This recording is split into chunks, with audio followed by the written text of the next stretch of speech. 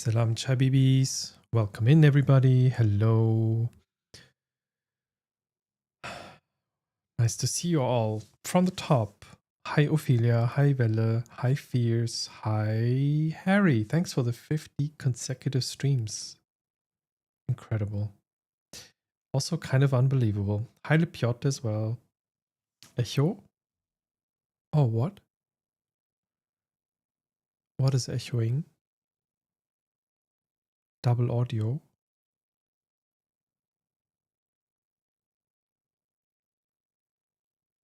Is it the music or my voice?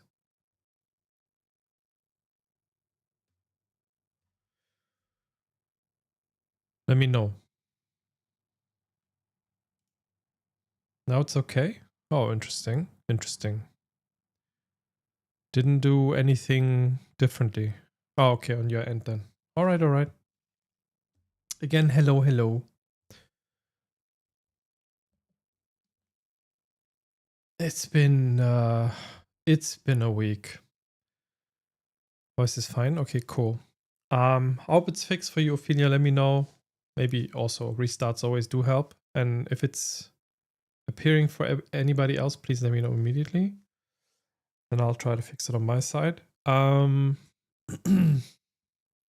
It's okay, it's okay. I mean, technical difficulties are always nice to have called out as soon as they happen, especially if it's like audio being doubled and all that, because usually that's pretty annoying. But yeah. So I was saying it's been a week. I don't know how it is for you at the moment, but my weeks are busy as fuck, and also they go by pretty fast at the moment. Since there's a lot of things to do, but this week it's only Wednesday, and I actually confidently can say that I feel like the guy in the Tintin comic, you know, like Tim and Struppi comic, that meme. Audio has been really weird on Twitch lately. Oh, hi Rücklich, welcome in. I think I might have heard that from other people. Was it audio though? There's been like some things going on. Twitch also released some like features, I guess, regarding power-ups and audio stuff. I didn't look into that. Maybe it is kind of buggy in the current state. Ja, Arbeit, Arbeit, Arbeit, ja. So ist das momentan, sagt auch Cyberbot. I feel that very much, yeah. Yeah, it's been, I don't know. It's a lot. We still don't have our internet the way we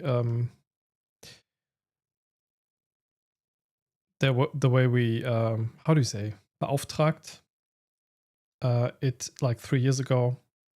And today I learned there's some very weird shit going on with our building, and for some weird reason people don't understand that we're living in an old building which might need to have a bit more done to put some new fiber optic cables somewhere, but I don't know. It's weird. Also, I've been looking for jobs left and right. I had another like interview, kind of. Yeah, it was an interview yesterday, and that was, man, that really sucked my energy out for kind of like 2 days straight, maybe. I still don't feel recovered from that. That was pretty. It was only an hour, but it also annoyed me a little bit, to be honest. Right, that happened yesterday. That was only yesterday. Oh my god, it's only Wednesday. What's going on? How was your week so far? Let me know. I remembered at some point, and hi Korenchkin, welcome in, if I haven't said hi before. I remembered at some point late evening yesterday that it was actually only Tuesday for a bit. I really thought it was end of the week. Wow. Yeah, that also sounds very similar. What a week. Yeah, definitely what a week. This time I'm the guy in the meme. Well, So I don't think that job thing from yesterday will work out. But it's okay if it doesn't. Then I went out today. Actually, I did a nice thing today, but it's also like for a person like me, it's also a lot of drain as well because social battery didn't really get recharged in between. But I actually did a nice thing today. I went for lunch with a group of people from the local Berlin indie game dev scene. So there's this kind of co-working space / collective called Saftladen, which is they call themselves Indie Games Collective, and it's basically a collected space of offices and like also events and stuff like that for different indie game devs, be it solo or studio and such. And I actually went there. I was like, I usually don't do these things because I am usually shy, but recently I've been doing a lot of these for me personally, very weird things where I just ask people if they want to go for lunch, people that I don't know. So that was the second time in within 4 weeks, maybe. So I went there. It was actually nice. I didn't get to spend much time, and it was just a small group. So we basically just had lunch for like, I don't know, like 40 minutes together, but we just like talked a little bit. Also, I realized that I'm not very good at describing what I do. So for them, it's like I could just say, "Hey, oh yeah, okay. So what are you working on? What's the game called?" and stuff like that. And then people would ask me, and I was like, "Oh yeah, so well, I'm actually like I do streaming, but I only do it as like part time. It's not my full job, but I also have a day job." And so yeah, it's and also I don't know if that was just my impression, but I got the feeling that um, the particular people that I went with might not be too much into watching Twitch because I didn't like get any reactions to that, so I wasn't sure. But maybe it was just the short amount of time and also the casualness of everything. But anyway, it was nice. I got to meet and say hi basically to at least a developer from the Metroidvania Constance, the very colorful, painty one. So I quickly said hi to that guy, one of the guys, and then I went to lunch with one of the developers from a game called, and you might have heard of this, but if you haven't been on Gamescom and such, you might not have. I'm not sure. It's called Planetenverteidigungskanonenkommandant. So that's PVKK. I mean, the name is a little bit of a meme because they use the German language to their advantage to just create this very obnoxiously long word. I just remembered that game from basically when I went to Gamescom last year, very spontaneously for a day.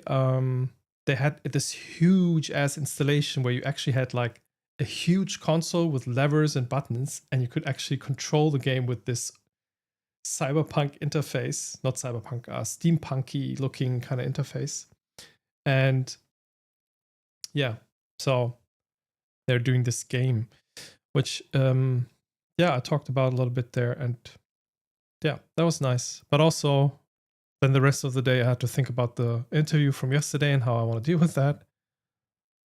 Then I got an email from the guy from the interview, and he was like, "Oh yeah, okay, so well, we can work together, but can you actually like do 60% of the price, like your hourly rate?"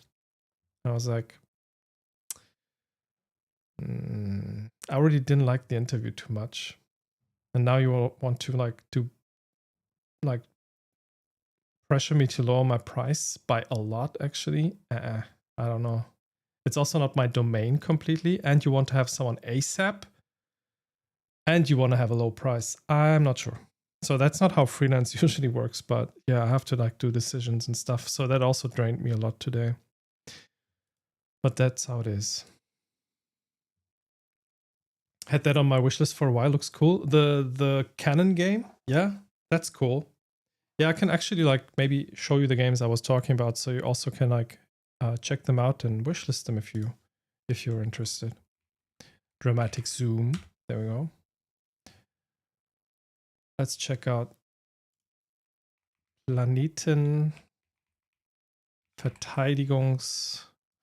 That word. So it's this one. You're basically in this first-person view, sitting in the on the console and stuff, and have to do basically prevent invasions of the planet by aliens. A lot of console stuff, a lot of things you have to press, and then huge cannons go off. It was pretty cool graphically. I didn't really when I was at Gamescom, I saw the whole thing, but I didn't like actually pay attention to the graphics a lot. But it looks pretty radical. And apparently, from what I could glean, they're using Godot to build this, which is cool. I got the feeling that a lot of people are Unreal haters, so they don't like Unreal for also not monopoly, but quasi-monopolistic reasons, I would say. So this is built with Godot. Yeah, that's pretty cool. Actually makes me interested also to dive into that a bit more again.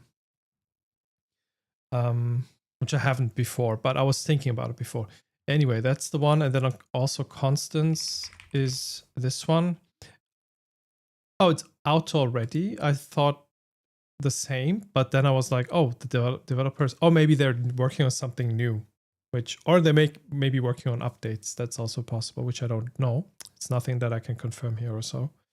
But yeah, it's this Metroidvania that looks very much, I would say, inspired by games like Hollow Knight, but they take a different approach and have it more vibey in terms of more colors and a bit more friendly looking. But yeah, it's on my wish list. Didn't get to play it yet. That's at least the two games that I remember of. The other guys, I think one of the guys was the organizer of the space. Then there was a sound engineer. And actually, I didn't get to ask the fourth guy in the round, because the time was just too short and we were talking about all sorts of things. So, we had exams yesterday that really messed up my schedule. Oh no. Yeah, I always have to do the oversight thing, right?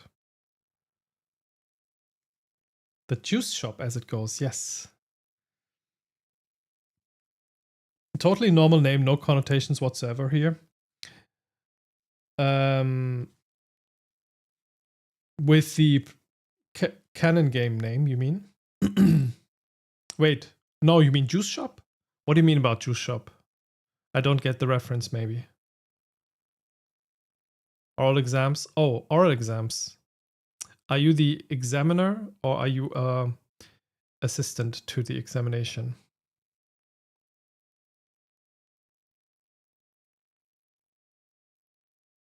The old impossible, good, fast, cheap game. Yeah. The contract thing. I got so annoyed.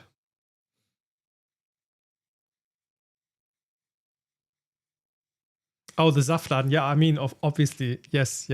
Now I know what you mean. So you're referring to the obvious pun about the name. So they are called Saftladen, which for non-German speakers, that basically is a term that you use derogatively if you want to say a service or a shop is just trash, then you call it juice shop. But in their case, it's also kind of like a funny riff on that, because their logo is like an orange, I think, and then everything is like fruit themed, and they have juices as well. I think you can drink different kinds of juices in the kitchen. So yeah, absolutely. This is my Planetenverteidigungskanonen-Kommando. There are many like it, but this one is mine. That seems like a reference as well, which I don't know. Also, apart from all the stuff that is going on, I went through my VODs again from last time. Stream dropped for a moment here. Oh shit. Was it me? Welcome back. Welcome back. Was on your end, okay. I was just asking if you were doing the examination or if you were assistant to the examination for the oral exams. Also, I got the Saftladen thing. And just assisting, okay. But that's also, I mean, you have to be there in presence, in front of people. That's the cause I taught the exercise for. Okay. Yeah, I took the time off for the first 2 days of the week because I actually wanted to start streaming again yesterday, but I was so tired of the interview that I just took the evening off, digging myself into my hole and rewatched the VOD from last time, and I've collected some infos and connections. I don't know if this is like worth it to do at all because the game also takes notes. I don't know. But I just felt like I have to plot it out myself a little bit so I can actually understand maybe a chronology if there's any like sense to it. 8:25 in the morning, that's the worst part. I hate that. Why? It must also be horrible for the students. That must be horrible. Anyway, but yeah, going through the VOD, I just collected a lot more info. I kind of realized some of the to-dos were outdated. Some of them I failed to enter, so I re-entered them now. There's one thing that I can say for certain. Just by rewatching it, I didn't get a better grasp on the story. So it's, yeah, I don't think if I will, it might be the kind of story in the end that actually just asks you to go with what you get and make sense of it as you want. But yeah, I want to actually maybe summarize what what I know roughly. I didn't know you can do those mind mappy things with Obsidian. It's not really a mind map, but I know what you're saying. So Obsidian has canvases, right? That's a new feature. I tried to use that a couple of times and never really had a use case for it. Now I found one a little bit. Actually, basically, it's just a card, right? On a canvas, you can add a card, which is just a text node. Or you add nodes that you have in the vault otherwise. These blocks here are nodes that are in the Obsidian vault. Sometimes with tables, sometimes just bullet point lists with a title at top. But these are just text cards. If I add a text card,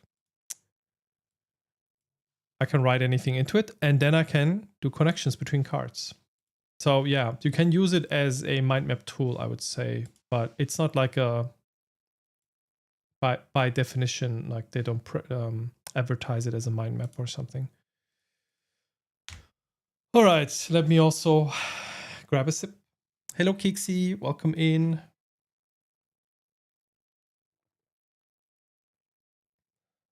It has to be early because otherwise we'd be spending 2 days on it. Yeah, but can you not split it? I understand, but also 8 o'clock is not a nice time. I guess depends on the people, but it's like generally. Yeah. And I also don't like it. What is what I'm trying to say.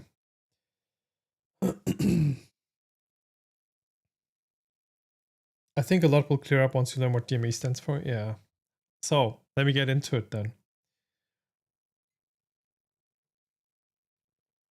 So my current understanding, I wouldn't call it understanding. My current info about the story is as such. It kind of starts pretty early in 1880 with a guy called Xavier Youngman. He writes some things and then he dies in 1881. The same year, a girl named Dorothea Pemberton is born. And Dorothea Pemberton writes some things which then later on influence a scientist called Quentin Le Marchand. Welcome back. And yeah, the main thing that Quentin wrote is a thing called revisions. And it somehow seems to be a scientific effect, or like an effect that he describes, that rewrites history or alters reality. I don't know to which extent any of these, but something. He writes in 1911 that in Astral Perplexities that he has seen an effect and that effect works at scale. Well, a few years later, there's a different story about Pinkin Kendrick, the professor, and his rival Joshua Silverton. And that kind of takes place during the late 20s, 1920s somehow. And there's a woman involved called Emma Mayfleur. And it's weird because that story kind of unfolds on different levels. But what I've taken from it is that Emma Mayfleur was actually in love with Joshua Silverton, but somehow that switched, like that changed. She basically really hard dumped Silverton at some point when she fell in love with Kendrick, and then she married Kendrick. And Silverton died a couple of years later. And the funny thing then is they stay married. Kendrick and Mayfleur stay married until the 70s. And then Kendrick dies for similar reasons as Silverton, where it says both had mental deterioration and they got like institutionalized. And at the end of this timeline, Emma Mayfleur is still alive in the 1970s. I think even later.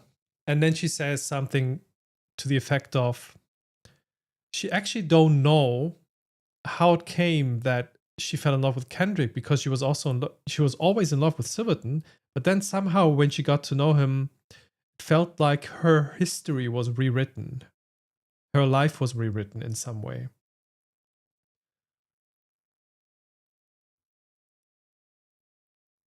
Yeah. And there's also some weird thing about Silverton and Mayfleur when they were together. It seems like they were trying to steal scientific papers from Kendrick before, and then somehow the tables turned in a weird way. So there's something going on with a phenomenon that kind of rewrites history, does something to it. Also, somehow drains people of their memories, or like, yeah, rewrites their history in a way so they don't remember. And it also seems that it can make people um, go mad about it, and then at the end die from it even. Right. So that's all I know. And the setting that we're within is in front of this machine, right? And this machine basically is just an archive, but it also kind of works like an LLM. It gets it gets fed things, and then it kind of interpolates and spits out new things. It can do that. And it seems like Cecil, who created the machine together with his wife, that he fed the machine some of this earlier work from maybe from Le Marchand, I think. And then the machine started to behave weirdly as well, doing things. And that might also lead to an explanation where Cecil is. Maybe Cecil ended up in the machine, or he died from the effects of it and stuff like that. So at some point, the game was saying revisions is the core topic of it. And DME is actually a abbreviation. How these sorts of revisions are also called. It probably means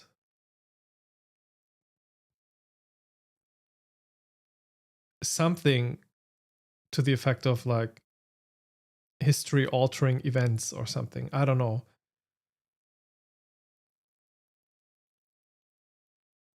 I would probably say the E stands for event, which I'm not sure. Yeah. And I wrote a few things down that I want to check today. I also realized that I didn't write down that wipe actually is done with WI-93, which was on the screen for a couple of times. Yeah, and I had some other interesting side notes when I watched the VOD. For most of the game, we're looking for a book called End Peace. And interestingly, Dorothea Pemberton's farewell book or publication is called End Notes. Coincidence? I don't know. Also, we had this guy talking to us the whole time, right? Liam. Then Liam gets supposedly killed by a soldier that found us. And then the soldier speaks to us. I was thinking, wait, the avatar of the soldier shows a face with a mask. So what if that is also Liam? There might be something weird going on where he's trying to trick us. The soldier also talks about in the early day, he says, quote, in the early days of renewal, it was easy to find people like you. Now you're pretty rare. So there's a process of renewal, whatever that means. It seems like maybe they are fundamentalists that are believing in a thing, or they maybe triggered a thing. I don't know. And then he's referring to the book that we're supposed to destroy. The book's called End Peace. So he's referring to it as the Book of Resurrection, which I was thinking when I picked up the quote again, I was like, wait, isn't the Bible the Book of Resurrection? I mean, in terms of Christian theology, I never read the Bible, but probably the Bible says somewhere that Jesus was resurrected, right? So what if this is all tied to the Bible in a way? So, Jesus and shit. Maybe in the game. Let's see.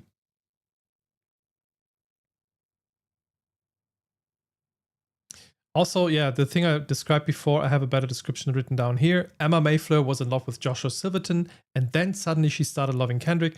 She states later on, as if her life was rewritten. And the question is, did Kendrick manipulate her with the book so she falls in love with him, maybe? But then she then later used it back on him. So I think that's why he died. Things. I don't know. Yeah, the book of Matthew and so on. Yeah, in the Bible it's called books. Yeah, like the book of Genesis or the book of Revelations. Yeah, okay, got it. No book of resurrection in there though. Okay, but maybe the Bible itself could be the book of resurrection. I don't know. But maybe they also mean something completely different. And this is where we enter the game, because I really need to get started. Don't have much time. Tomorrow job starts. I think we can go to the top right. Yeah.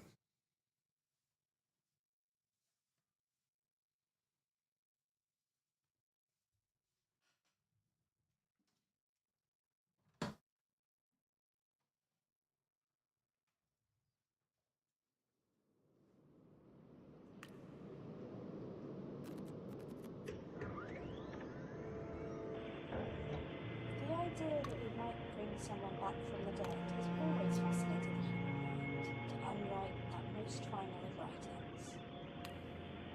It was the death of the man I truly loved that made me think of it, and Marchand's work showed me the way. And it worked. I knew almost as soon as it was published. What does that mean?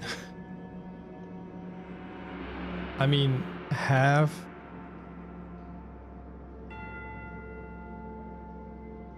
A-L-S. What's the G?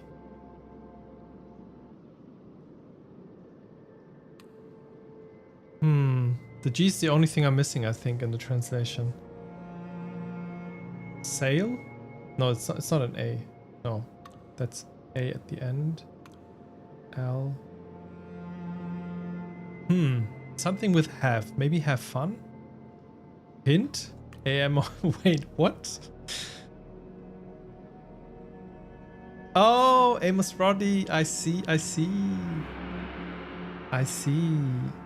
That actually worked. So you were saying signal haze, right? No. Yeah, signal haze. So SGAL for signal. Yeah, got you. Nice one. Yeah, actually I saw, that's also a very wholesome, cute thing. I saw Gareth posting on Blue Sky a lot after they released their teaser for the new project, Signet City. And they were saying there was a lot of outpour of like appreciation for the look of it, and like people got very excited, and that actually like made them really energized to pick up and get into the coding again, which is really cool. Like imagine you're teasing your new project and people give you so much love. That must feel super energizing.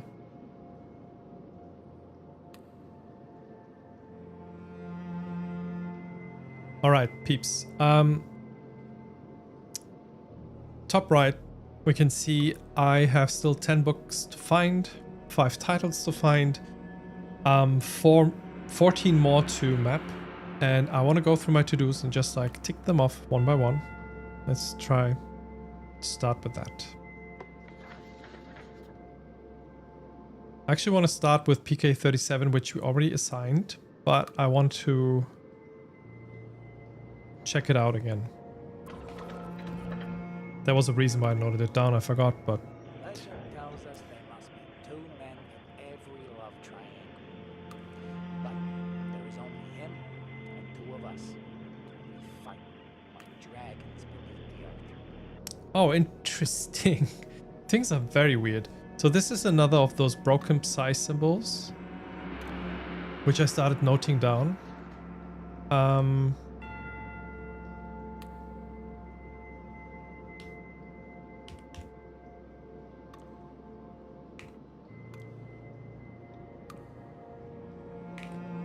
No, temporality.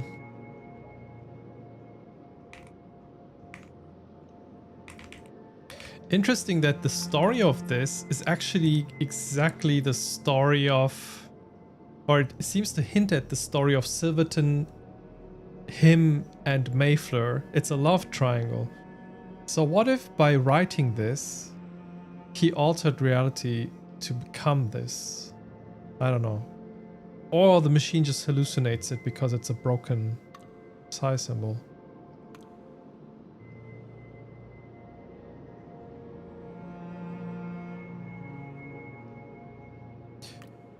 Alright, Kendrick is said to have been inspired by HE-19. Wait, what is that?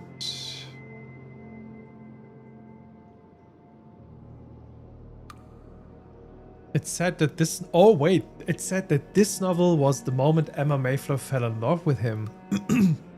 So he wrote about it and it became reality.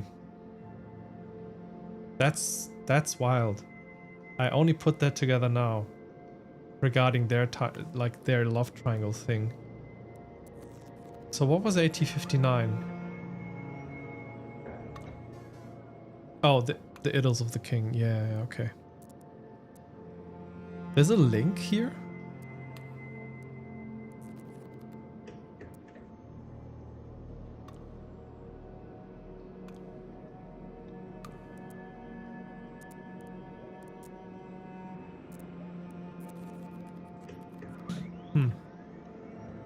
Not sure. All right.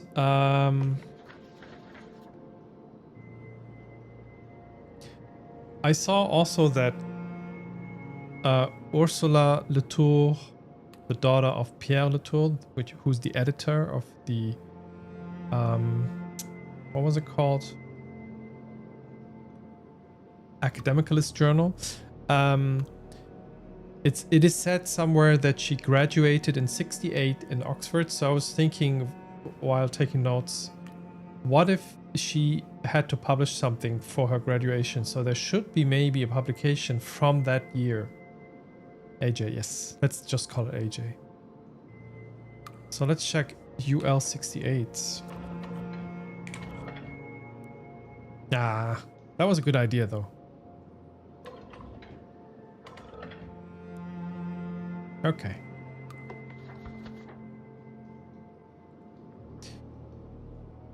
Then we have this guy Ernst Wissel, who's like the founder or someone at least very important for the Church of the Rampaging Christ.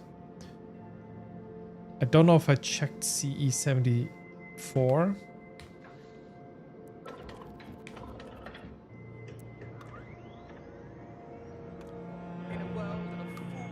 I didn't. Of shifting ideologies and wavering belief, a good fixed man is like a tree in a storm, firm and strong, until finally he breaks. In a world of fools and cretins, of shifting ideologies and wavering belief, a good fixed man is like a tree in a storm, firm and strong until finally he breaks.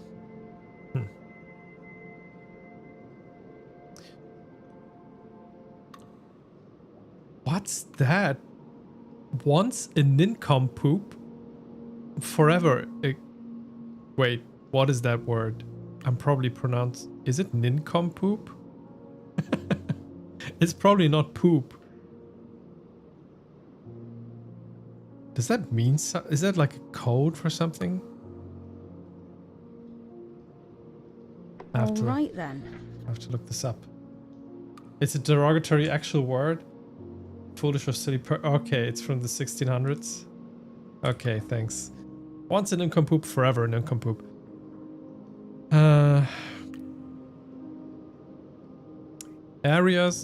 Trees have deep anchoring, well-considered roots, and they lose branches to protect the trunk. I hope to meet Ernst Wissel one day so I can steal his crayons. If you ever read GA00, I would eat in ICB.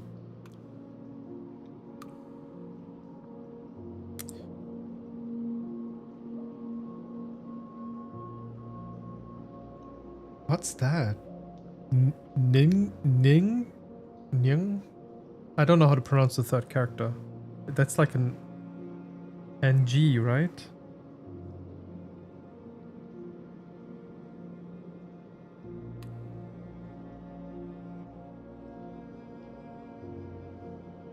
I don't know what that stands for either, ICB. Probably not intercontinental ballistic. But maybe he would eat one.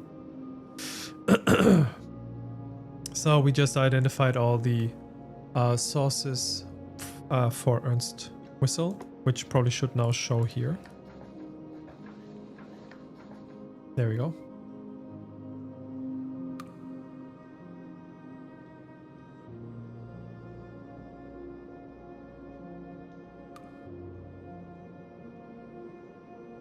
Like in ring, so it's nincompoop.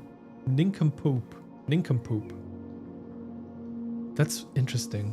Why is it pronounced this way? I would have just read out a normal N, nincompoop, but it's nincompoop. Probably because it's from the 1600s. All right. So wait, let me not get confused by words. What is GA00? Cool, we found something new, I guess. How did I land here? Let me just go back to the sentence where it was mentioned.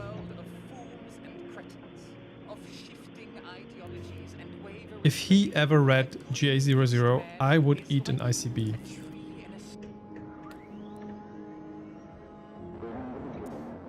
So GA00, just a normal book, not one of our interesting books.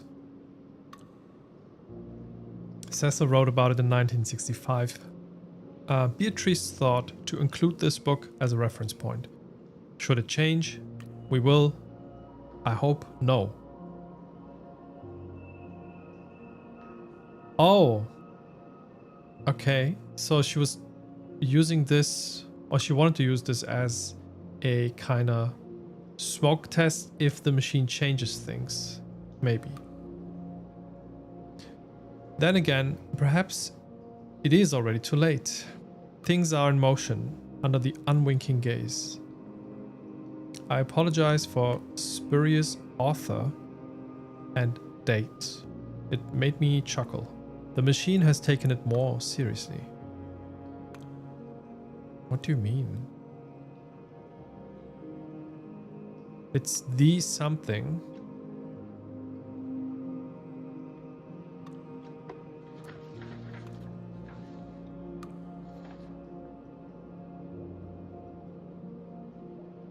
Is it the Bible?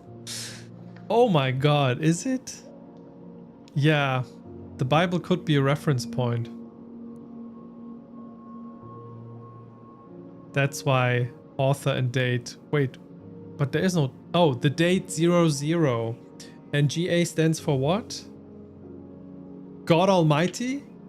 Oh, I see. I see how it is. Cool. I'm actually kind of chuckling about that I could find this out. The Bible. That makes sense. There we go. So that's the Bible, huh? In the beginning was the word. Wait. Wasn't there a similar quote by Cecil?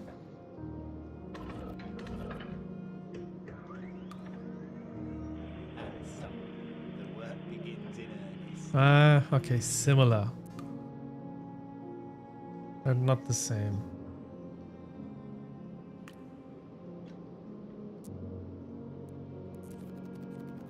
So I was thinking about putting in GO. I think I might have put in GO00 once, didn't I?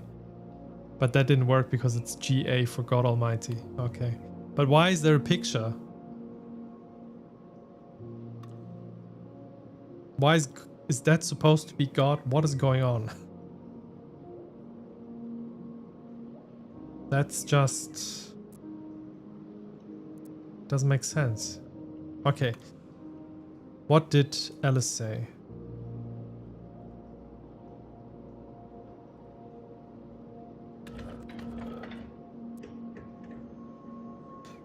Someone returns from the dead in this book, yeah. Because people believed. Hold on, Dad. You were perfect, just as you were. I'm coming for you.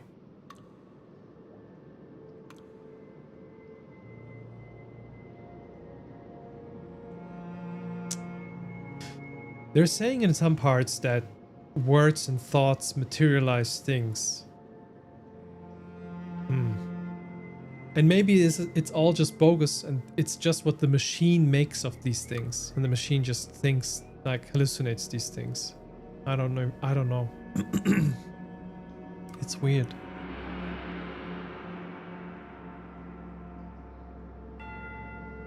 Okay. Nice. Let's go to another jump. Dorothea Pemberton 00. Which I'm not sure if I picked it up. Semantics is the creation of a reality, like dolls in their houses, coming to life. When we write or dream, we create. When we read or we play, we animate. Yes, I already titled this even. So...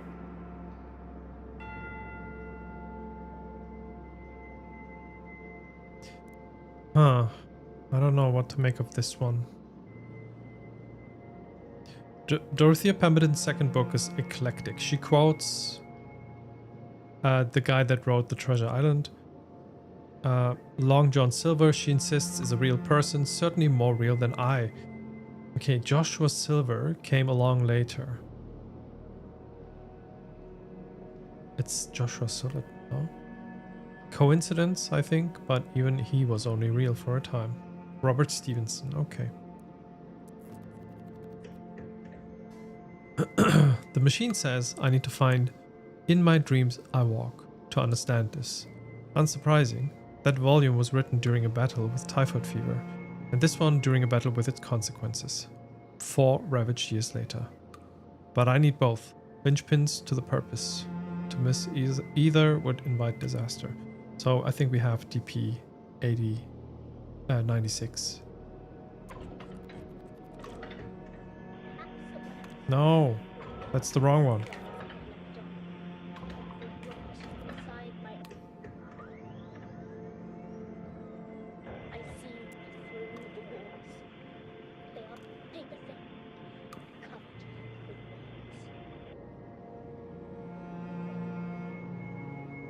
Yeah, here's again the connection. Like, Dorothea Pemberton died, I think, in 1911, and then it's like it said that her ideas lived longer than she did, because Joshua Silverton used them in 29. Supposedly he did.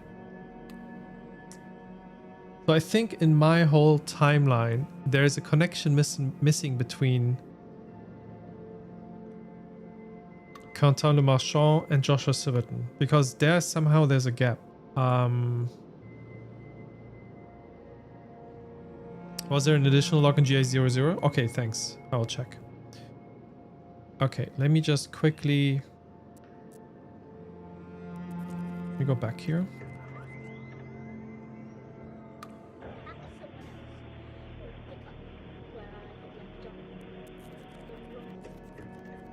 Semantics is the creation of a reality, like dolls. Yeah. In the beginning was the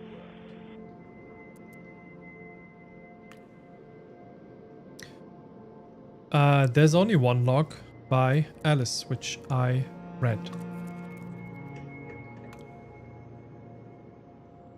I'm coming for you. Yes, that's the one. I don't know. I don't know what she means.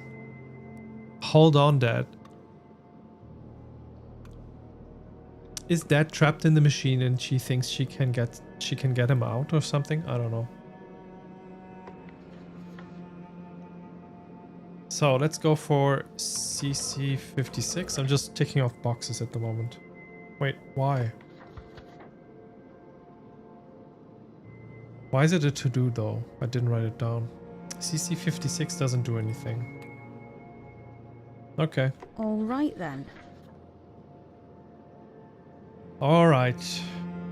Then we can do... Wait, did we do all the AG missing years? AJ, I think we did. Let me just quickly check.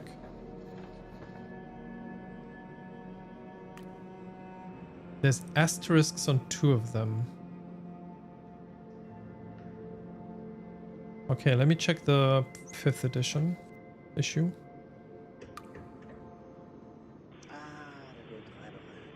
What a man, what a thinker, what a dreamer, what an erudite human being.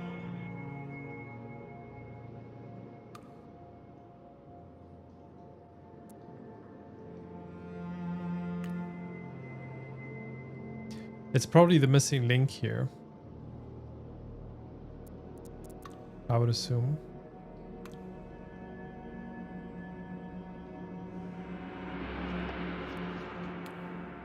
Let me check something.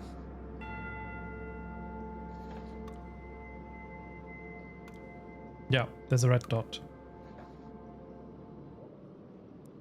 That also matches. Okay, there's something interesting which I probably have forgotten. Alfonso had written a masterpiece 4 years before, so we're told. God and Witchcraft reconciled under the title My God He Dances. So Alfonso, what's his name? Okay, let's see. We only know one name. A reverend of the evangelical school. Oh yeah, it already says here. He wrote My God He Dances. He must have been banned. AJ tries out DME to see if it fits.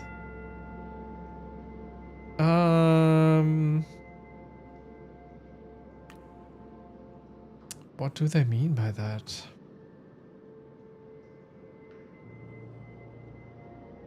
Issue 16 had a little more on the subject. Wait, there's a disconnection here. There was a book of notes, it seems, published by Le Marchand's widow in the year he died. They talk about the ink he used, the paper. Issue 16 had a little more on the subject.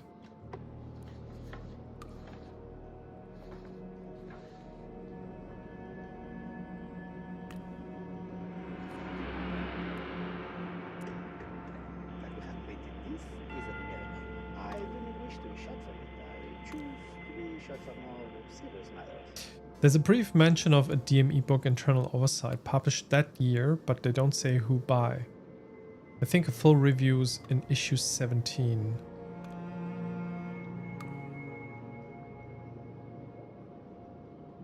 Probably Alfonso. No. Let's check out issue 17.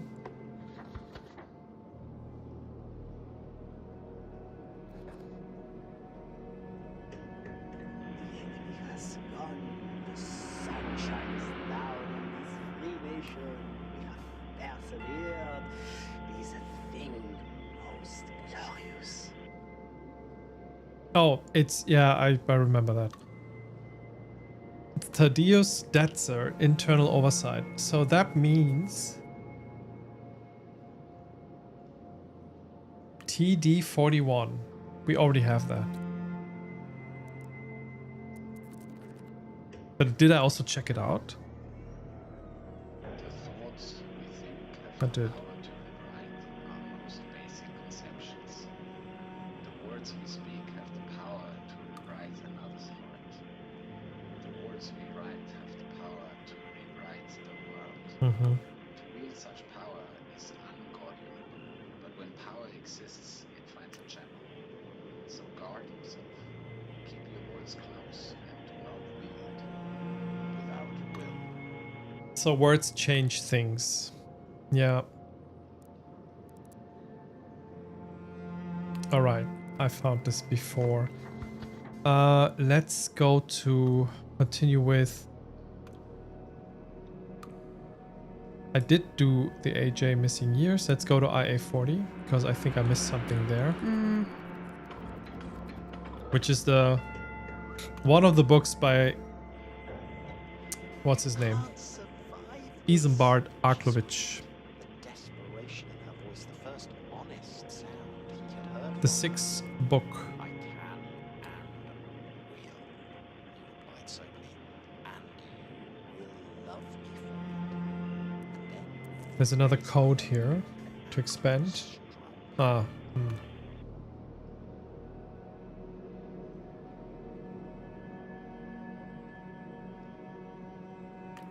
It's also funny how in those books in the Rampage series, it's always said that there are a lot of references to Silverton and warnings to him and such, as if written by a friend. Who would that be? I don't know. Also, apparently, Isambard Arklovich is supposedly it's a pseudonym. Which I also can't put together somehow. So what about Emma in 1999?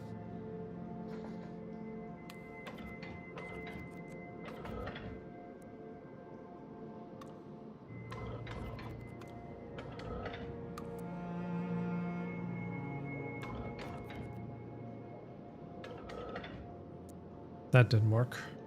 All right then. Okay.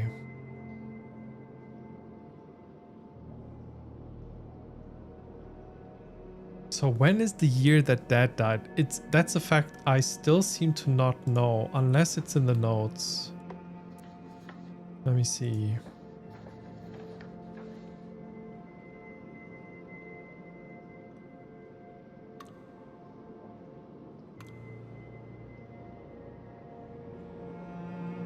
It's not though. Yeah, that's why I'm confused. Also, like, while watching the VOD again, I was like, wait, but why is it... There must have been some note somewhere. Maybe it's on another... Let's go to Alice.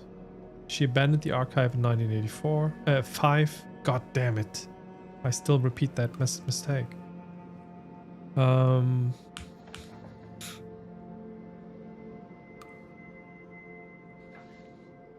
Yeah, I don't know. It doesn't say. Oh, this is Isambard? A pseudonym.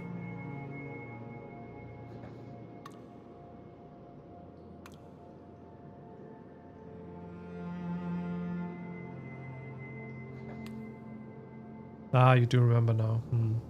Okay, but I will get there too, somehow.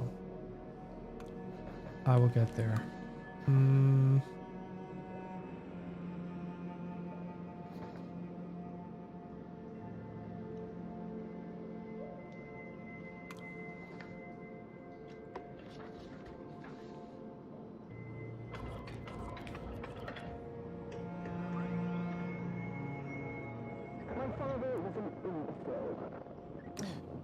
So that's the publication that we know of from Ursula, which I will just guess by the title, I think. I think we can do that.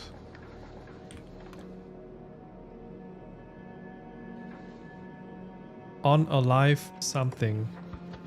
On Alive Unlived. On a Life Unlived. My father was an imbecile. Imagine living with that inside your genetic code and knowing nothing you ever do will get rid of it. Wow. And knowing nothing you ever do will get rid of it.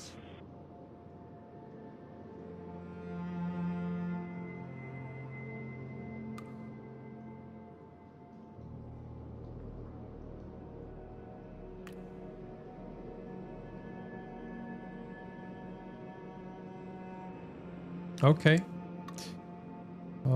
Okay, let's go back.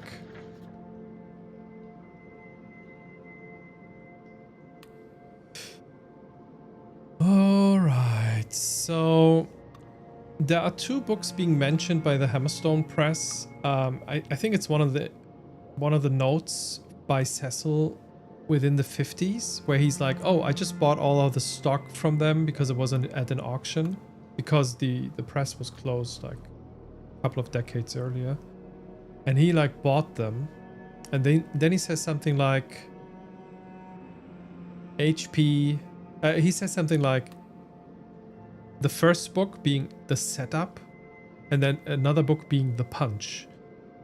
So, and these books are called Primitive Man, He Who Remains, and Utopia Within Reach. So I'm assuming these are HP books. I just have to find out which year they got published in. Which probably is easily... The range is probably pretty narrow. Because I have it somewhere in my notes that the Hammerstone Press got founded in 1906.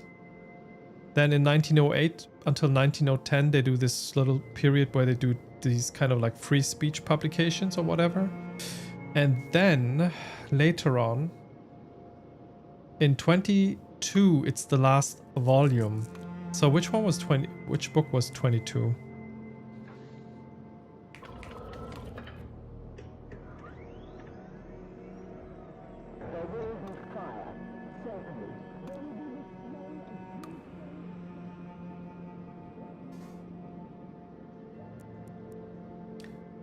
All right.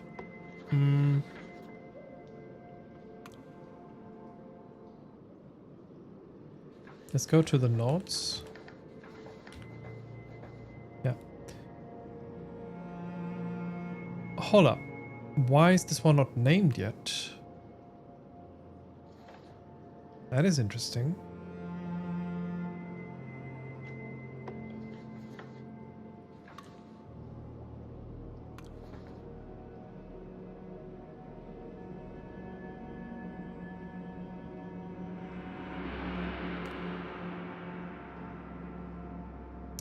So what about the punch then? Utopia within reach. That should be the punch. Maybe that? Utopia within reach. There we go. There will be fire. Certainly. There will be the smell of brimstone itself, but to reach for perfection is to discard imperfection, and when I look around, I see nothing but imperfection. I declare it. Cut it out. I declare, cut it out. Okay. So that probably means they also published something between 22 and another date, which...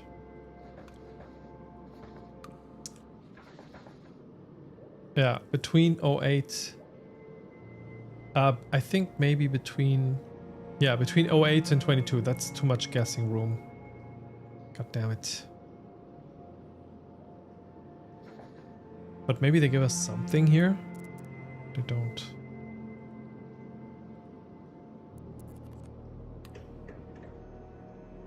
What do we do? Alright. Change this world out for another. How long does this change last? Well, as long as it takes for the glow of Where the do I earth go to from burn here? in our eyes. Here's what I Okay, let's postpone that. I can already mark the more truth gets one of created. the to-dos. What a splendid thing. Finding out Emma's last name is a long-running task. I still haven't figured out what S stands for. We don't know Alfonso's last name. Also a long-running task, I'd say. Can I actually move these here? Nah. Can't drag and drop. Can I? Maybe? No, I can't. Of course you know. Of course you know. Alfonso Masterpiece. Then we have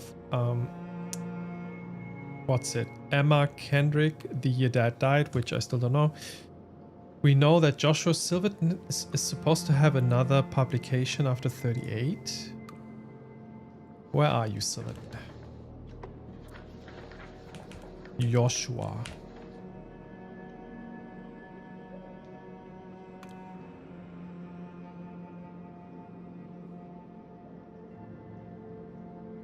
I mean, that's his last publication. I think that's already done.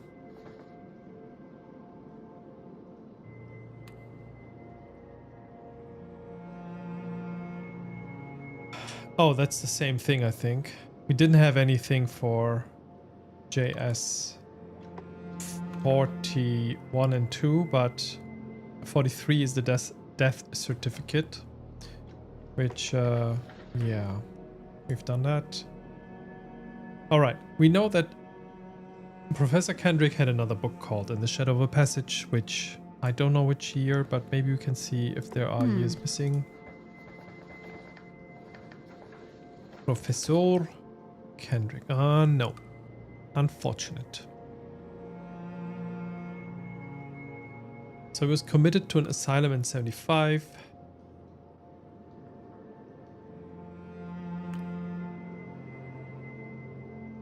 Oh. Died sometime in or before 1980. That's interesting. Why is it so fuzzy?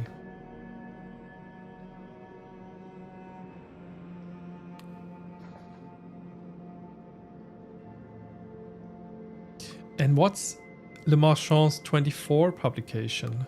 That must be easy to find. Okay, let's see. That's the year he dies, right?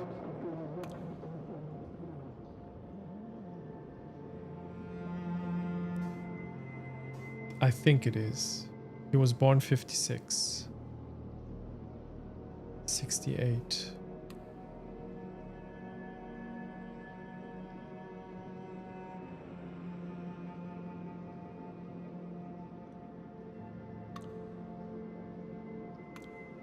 Something and something. Survivors.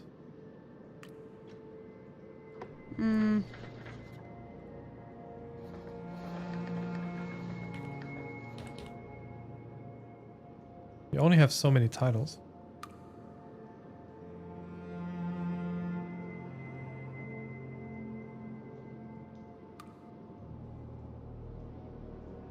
I mean, he was a scientist. So just, I mean, if it's one of those titles, which I don't know.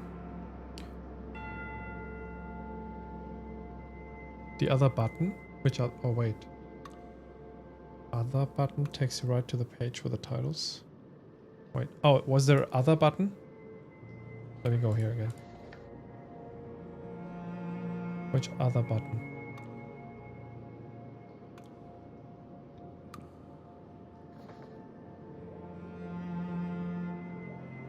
On the main screen. Oh, this one. I never used that one. God damn. Yeah, I never. I was like, what is this button for? I think I might have never used it.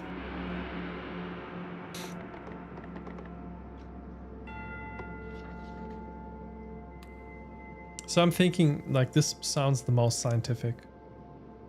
Let's try. Quantum conceptuals in nature? Nature? No. Maybe not. No, it's incorrect. Also, wait a second. Joshua Civitan 29. Maybe that's his then, because he's a scientist too. Quantum conceptuals in nature. Okay, there we go. Let's go. The weapon of the enemy? No. Quantum conceptuals in nature. There we go.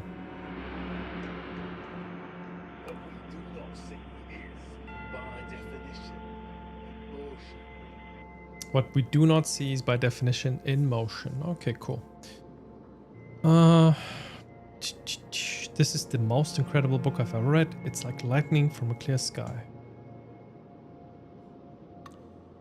It's impactful, revelatory, impossible, fabulous. Joshua Civitan, only 26 years old, must have been the greatest mind in DME. It's hard to summarize the contents. So make it and read it. But he's basically mixing Dorothea Pemberton's 96 and Le Marchand all and using early quantum mechanics to pull it all together. Here's the payoff. The unresolved information that creates a quantum system is meaningfully recreated within a reader's mind when they read. It's obviously true. It's completely revolutionary. This is how revisions are. Okay, I think this text actually gives us the most coherent explanation of what is going on, but I still have to figure out what it means. So he takes stuff that Pemberton said, Le Marchand said, and he puts it together with quantum mechanics. So what he's saying is that information that is incomplete and unresolved and stuff like that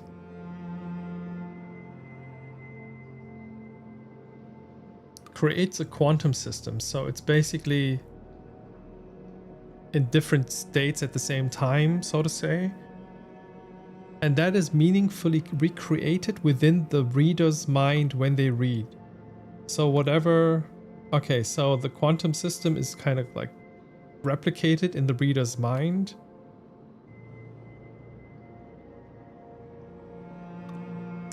And then while they think and speak, the states collapse and build reality? I don't know. Maybe that's just gibberish. I'm not into those fields of sciences enough to understand if that makes any sense at all. Of course, I mean, obviously it's also a little bit of bogus here. It's like a bit of fantasy science going on. But also I don't understand if the concepts really match. It is the seminal paper after all. Yeah, true. What did Seth write about it?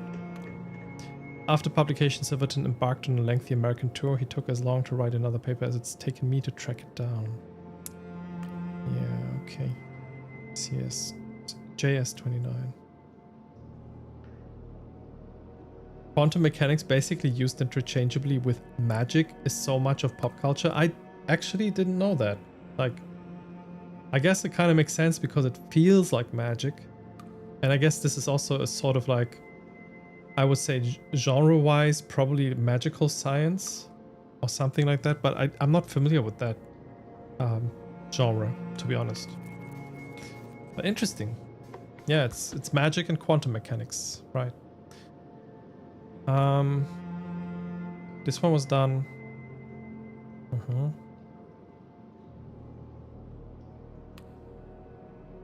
Okay, Doomwild. She wrote Doomwild. Right. Doomwild. That should be.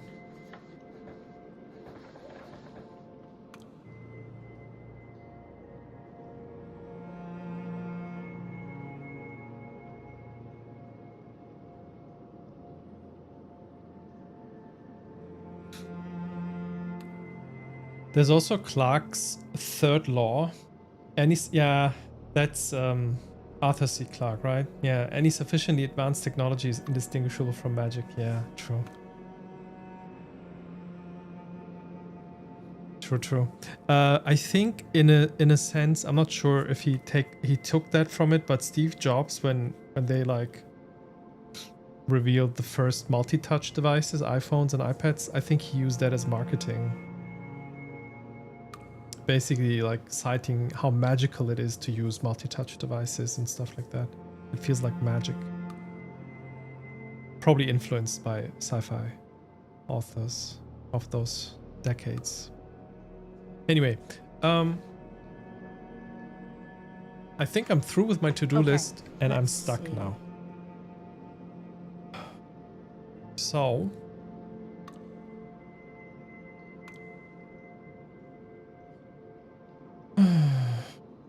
I want to try something. We know what the code for wiping is, so I want to actually see what happens if I enter it.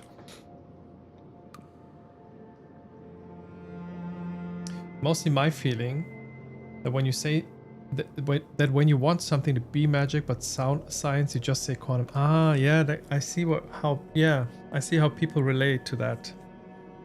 Because it's just so, I would say, probably very unfathomable. It is unfathomable, to be honest. There's still unchecked boxes? Yes. Not through with it in the sense that they're done, just that I don't know how to deal with those. That is the problem. I'm lacking parts of information to, yeah, they're all partially like filled. For some of these I don't know the last name, for some of these I don't know the year. I don't know what the list for publishers work, how that works like.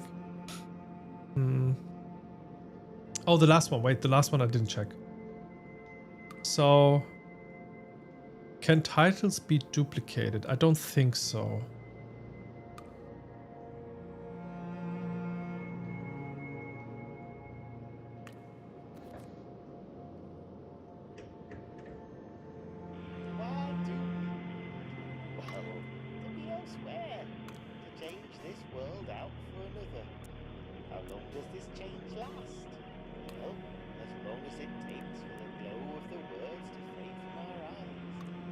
So this one. The more we read, the more truth gets created. What a splendid thing. It's kind of interesting because this one already tells us one digit. Why?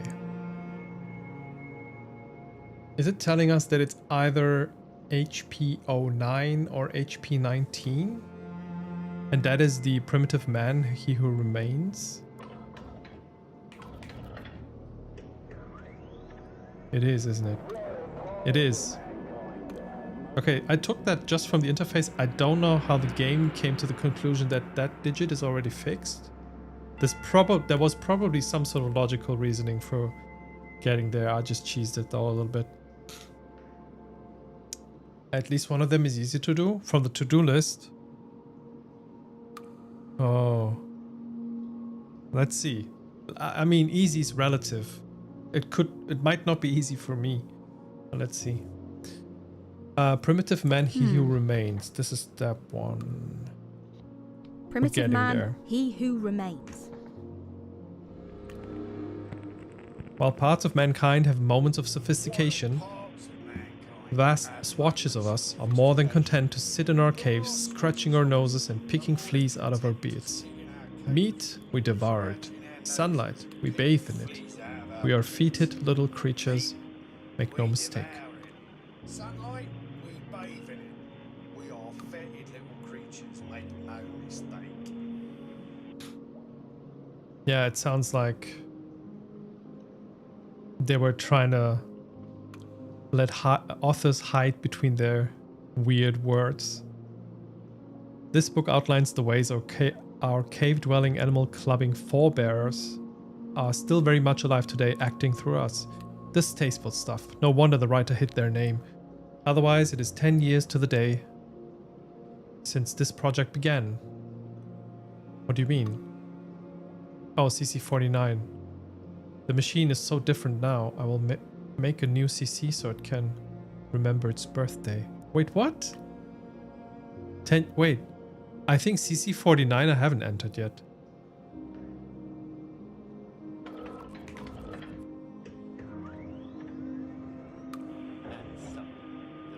No, wait, that's the original entry. We had that before. Yes, easy as in all information is on a task. Yeah, that makes sense. I see. Let me reread that.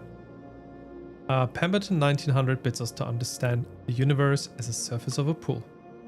We must stand on the shoulders of giants if we are to see above the surface. The first rung, then the first brick. The cornerstone, Canton de Marchand, published in 1918, just after the war ended. Still unresolved. Mine may be the only copy left. I think that's revisions. No matter, I will tear it apart page by page and feed it in. Yeah, I remember that. That's where I got the Bible from.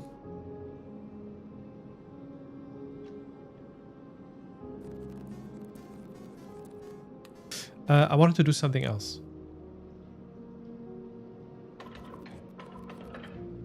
I'm going to the wipe page.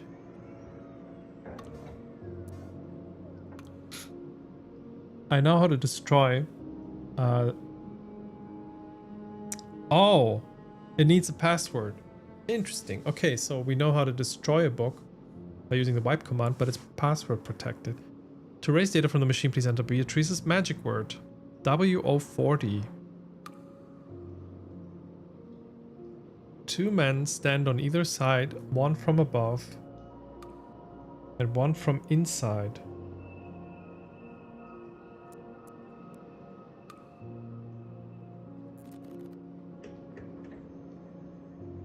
The password is never. Password? Silly? What? Never? Bevan?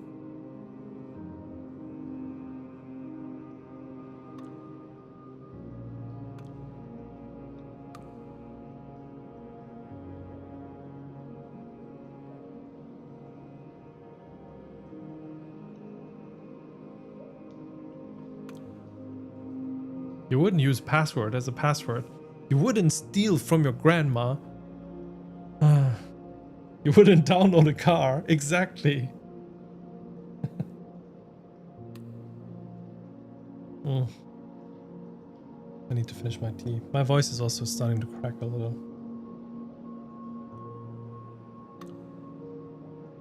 So much talking today.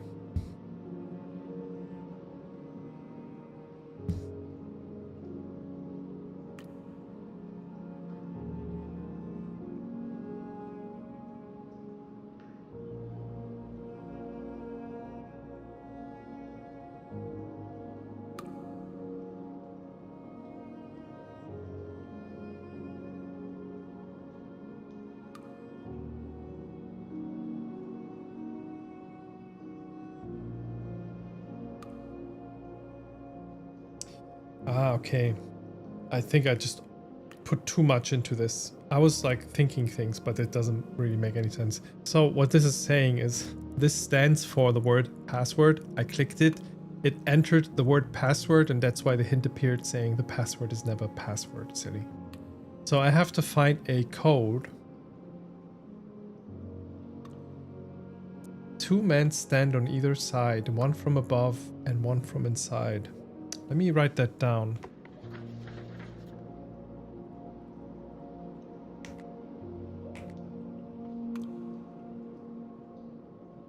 Stand on either side.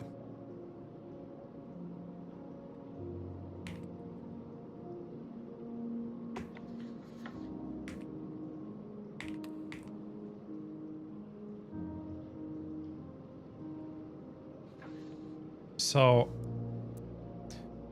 what about the man inside? Could that be Cecil? So maybe it's CC.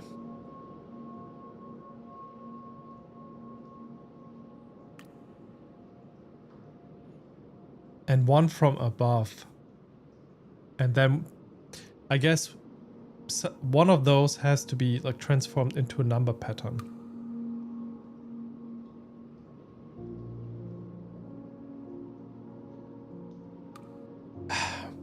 What we also know is that Alice had a brother, which I never really cared to check.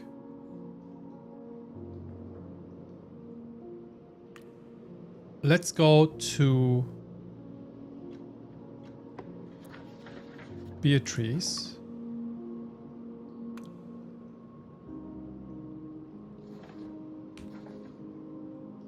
RS-83. She'll name her children after the pirates.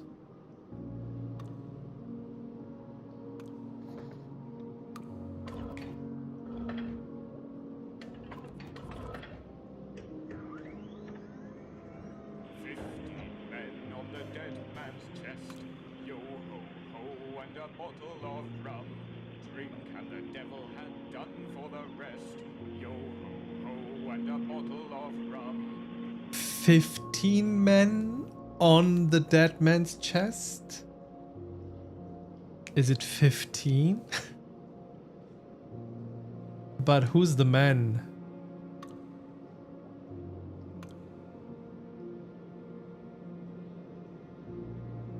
The pirate? Cecil? Is it Cecil 15?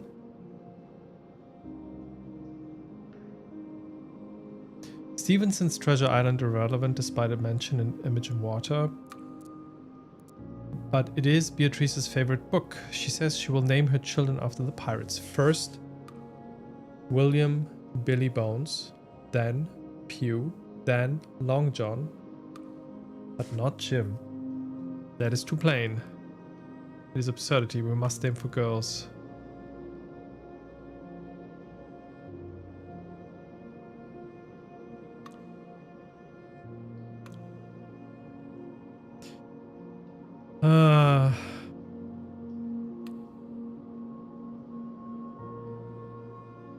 So I guess what I take from this is that Alice's brother, like after they got Alice, and I think the brother's younger, maybe she went back to her plan to name them after the book.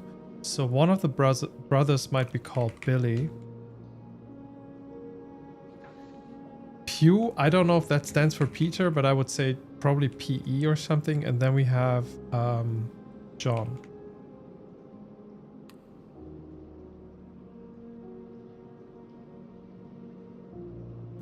I still have to find that out. Hi Robin, welcome in. Kurz Hallo sagen. Ich musste mir das Spiel jetzt leider doch selbst kaufen. Das ist gut, dass du das machst. Supporting the developers. I appreciate that. Aber brauche erstmal Pause jetzt. Hast du auch schon eine Weile gespielt?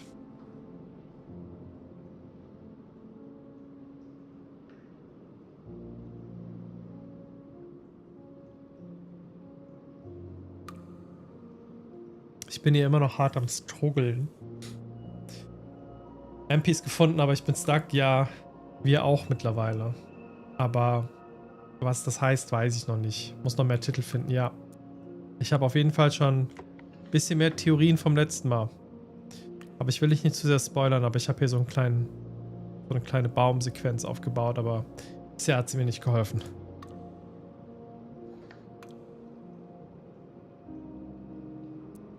Okay.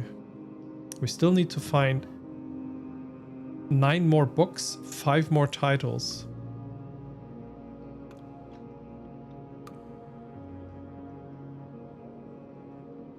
I mean, I found 4 more titles.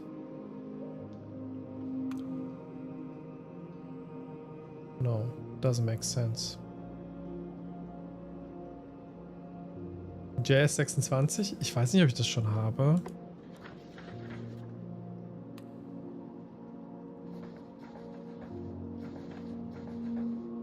War das Seminole-Ding von ihm? Das habe ich noch nicht.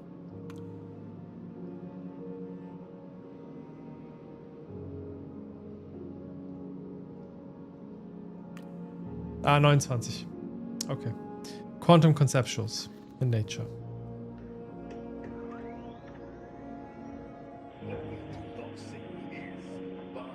Ja, das ist das große Arbeitspaper von Joshua Silverton, das ihn berühmt gemacht hat, sozusagen.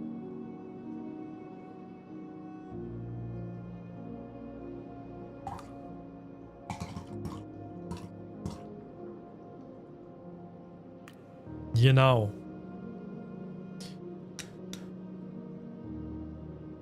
There we go.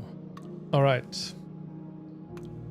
Wollte schon checken, ob das schon immer das Bibliothekssymbol hatte. Das hier oben. Ja.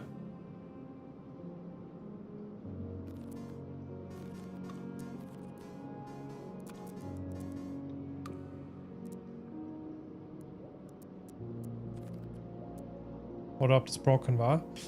Ah, nee. Aber ich habe mittlerweile angefangen aufzuschreiben, welche davon broken waren. Hello, Bro. Welcome in. Welcome, welcome. Wollt ihr noch schreiben? Bist du schon unterwegs oder morgen erst?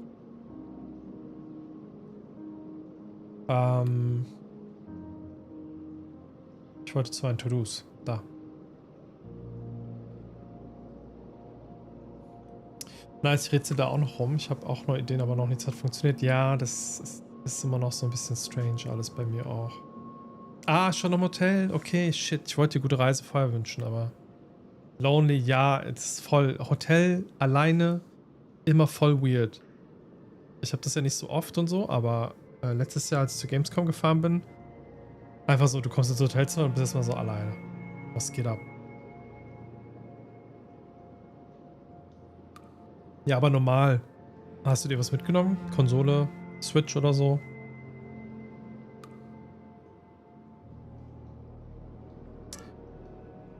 Ich puzzle mich hier immer noch durch mit dem absoluten Legümspiel. Alright then. Mit irgendwelchen Facts finden in irgendwelchen Maschinen. Handy mit paar Games ist ja nice. Sehr schön. Oh, ich bin voll neidisch. Also nicht so neidisch, aber ich bin so, oh, ich würde auch gerade gern irgendwie wegfahren. Aber ja, ist halt so. Wird auf jeden Fall cool.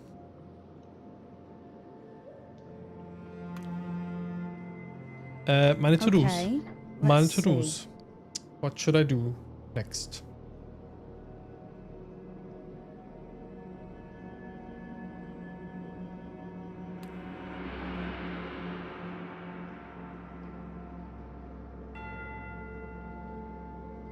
I actually don't know. Let me see.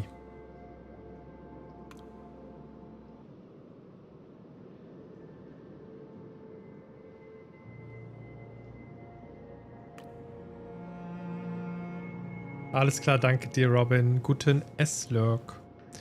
Dankeschön, Dankeschön. Muss den Arm wechseln. Scheiße. Malika, was geht? Hello, welcome in, welcome in. Schön, dass Sie reinschauen. Ich muss ein bisschen meinen Arm schonen jetzt hier. Ich habe zu viel Maus benutzt, I guess. Wieder mal. Wir puzzeln uns hier durch dieses Archiv-Sortierungs-Puzzle-Game mit absolut bonkers Story. Ich check's irgendwie alles noch nicht so 100%, aber wir reimen uns irgendwas zusammen. Ich hoffe, du hattest einen entspannten Tag. Ich habe hier sogar so ein paar Notes gemacht. Wir rätseln schon wirklich lange. Das hat jetzt nur 4 Sessions. Ich glaube aber, wir könnten heute fertig werden. Das ist kein Blueprints. Ich weiß nicht, ob du da schon am Start warst mit Blueprints. Das hat uns ein bisschen länger beschäftigt. Aber ja. Also das sind jetzt 4 Sessions, immer so jeweils 2 Stunden. Ja, so 2,5 Stunden. Genau. Yes. Und ich habe... Das ist auch so ein Ding. Wir bauen... Also, normalerweise mache ich das mit anderen Leuten zusammen, aber in diesem Fall ich selber. Ich baue mir dann irgendwann ein Notizensystem, um mir die Sachen zu speichern. Das ist halt sehr, sehr hilfreich. Ja. Und eine To-Do-Liste und so. Und die versuche ich jetzt gerade irgendwie noch ein bisschen zusammen zu kriegen. Oder irgendwie rauszukriegen. Nee, das ist Obsidian. Genau, also ich hatte mit Notion selber noch nicht so viel positiv. Also ich fand Notion immer so einen Ticken zu kompliziert, aber Obsidian geht in so eine ähnliche Richtung. Falls du es nicht eh schon kennst. Genau. Obsidian.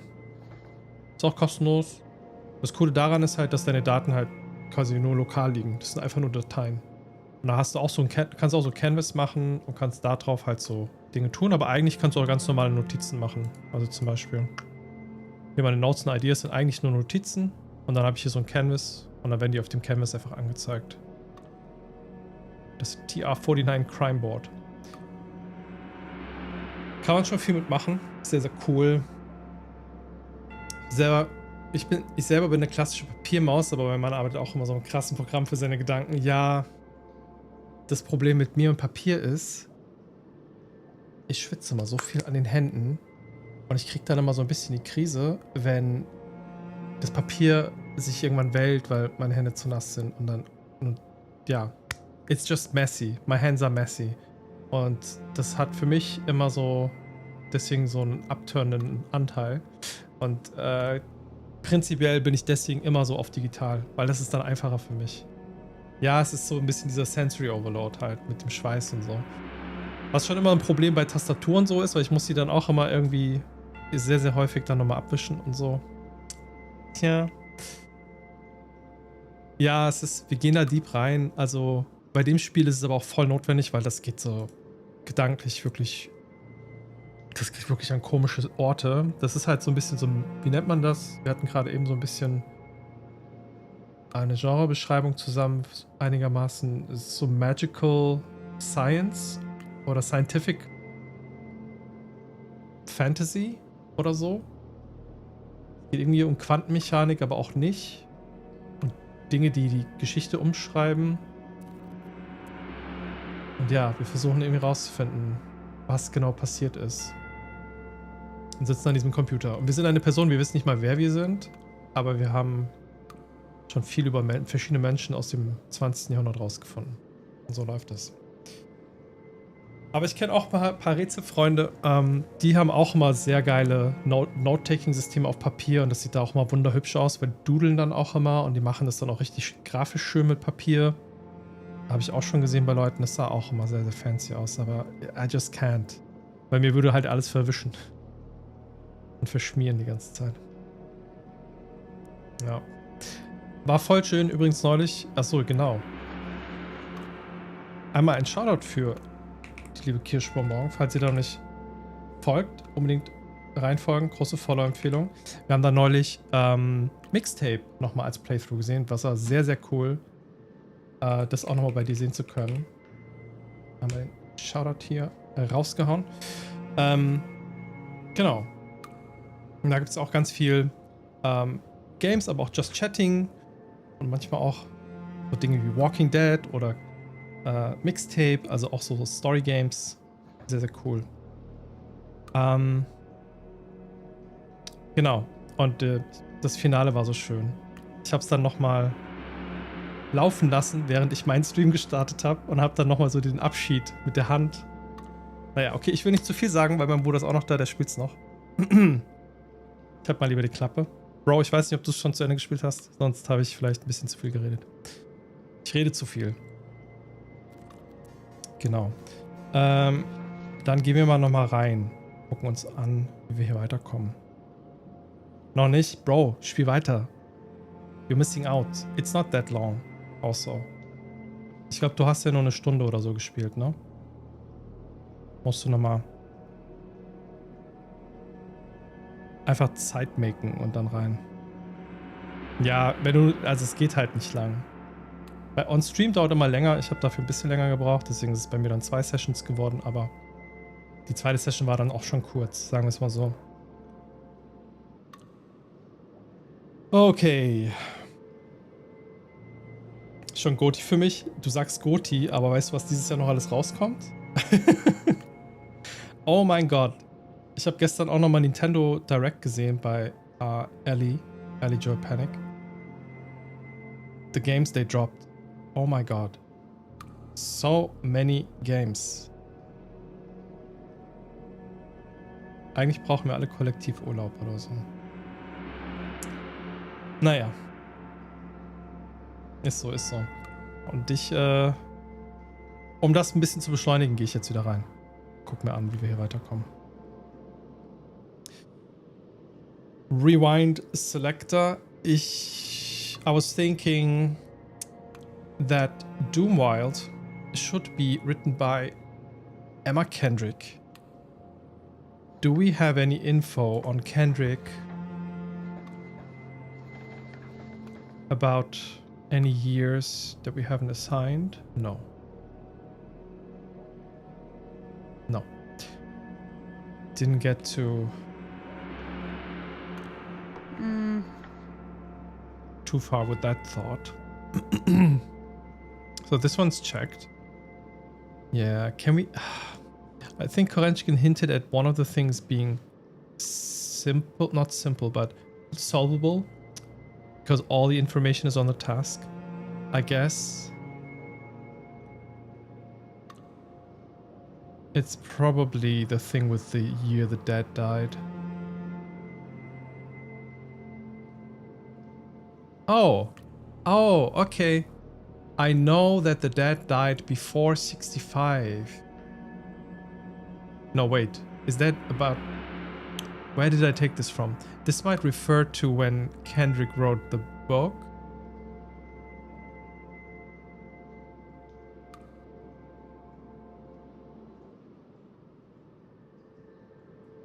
Okay, but what I was thinking and couldn't really like formulate is that I can probably see through the notes and find out when Cecil wrote his last log entries. And by that, I could probably infer when he stopped writing and thus died. Maybe? That should be possible.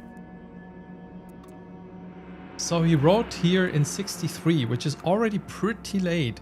So he probably died either within 63, 64. Yeah, it's one of those 2 years. Or maybe it's even 65 and I didn't do a good job note-taking.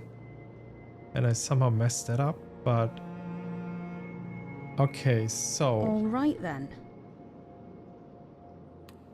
There's a book by Emma Kendrick, which is before 65. And wait, and how many books does she already have in the list? Okay, Let me let's see. Emma Kendrick in 65. Okay, between 39 and 65. Also, she is called Kendrick after she married, before she was Mayfleur. She got married in 44. So that limits it down to, narrows it down to between 44 and 65.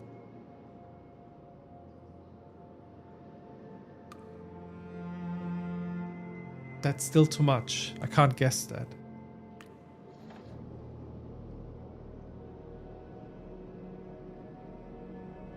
What the heck? I'll guess it. EK...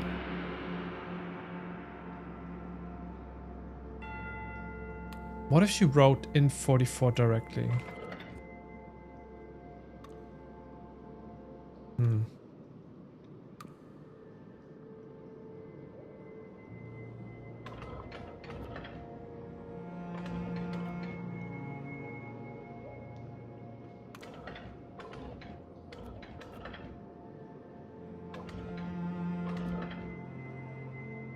Will the game glitch out again because I'm trying? Not yet.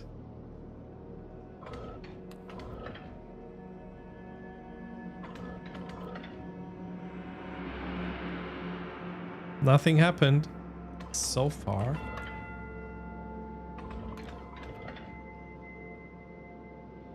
Maybe it's closer to the year that Cecil died in. So maybe it's like EK 62? EK 61? EK 60? 9? The game doesn't glitch anymore. Is it just preventing me from going there at all? Ah, damn it. It's typed.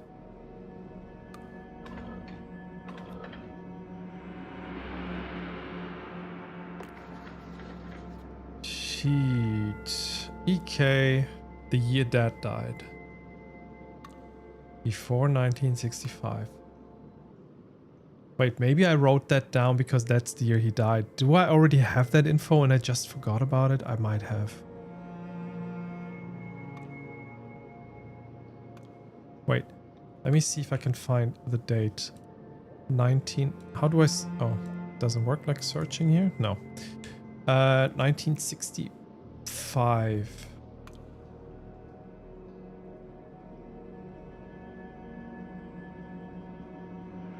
So that's when...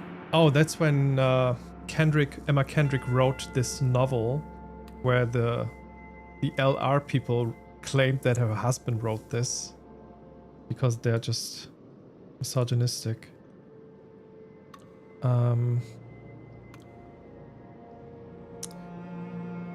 That doesn't really help me here.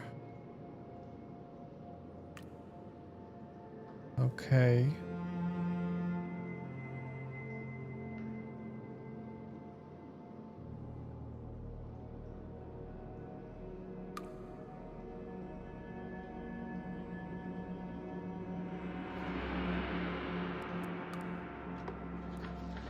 Okay. I feel officially stuck now, I think. Unless there's something in the notes that helps me. It's also funny that I haven't found any associated codes.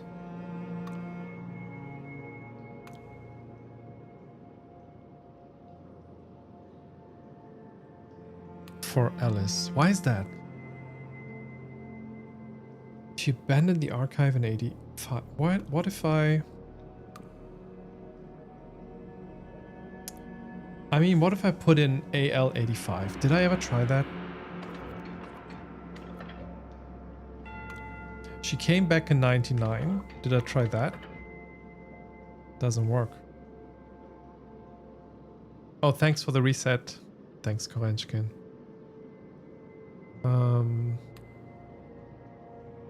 So what if I... Is her name L? No, but the code is... Yeah, wait, what are you saying? I mean, I thought the game is a bit inconsistent about the code initials.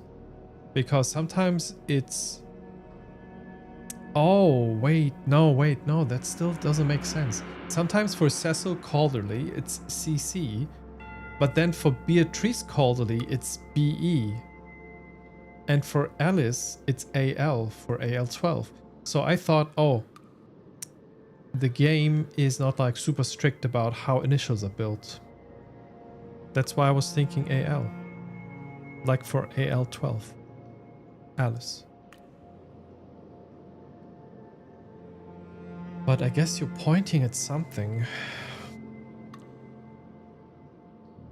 Which could that be?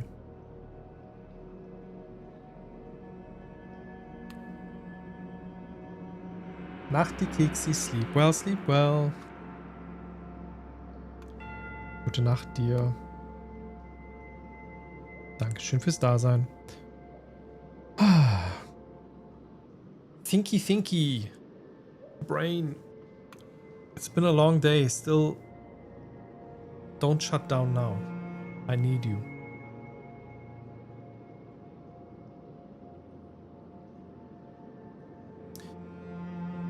The first 2 pages of notes? Alright, okay.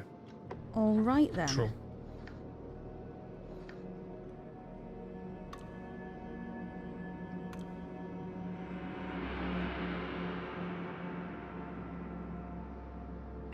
Oh, I see the pattern now.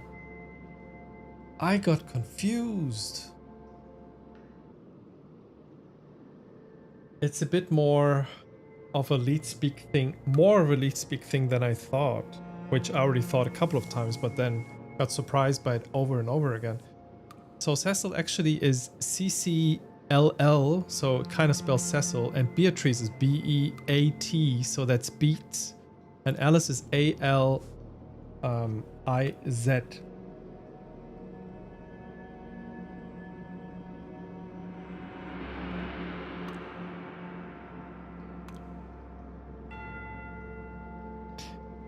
So, okay, but that means that these are just opcodes that use this kind of pattern. It could be that Alice actually has her cards. Oh, that's what she meant earlier when she said, I created cards. I wrote that down somewhere. Yeah, she said actually catalog the card under AC.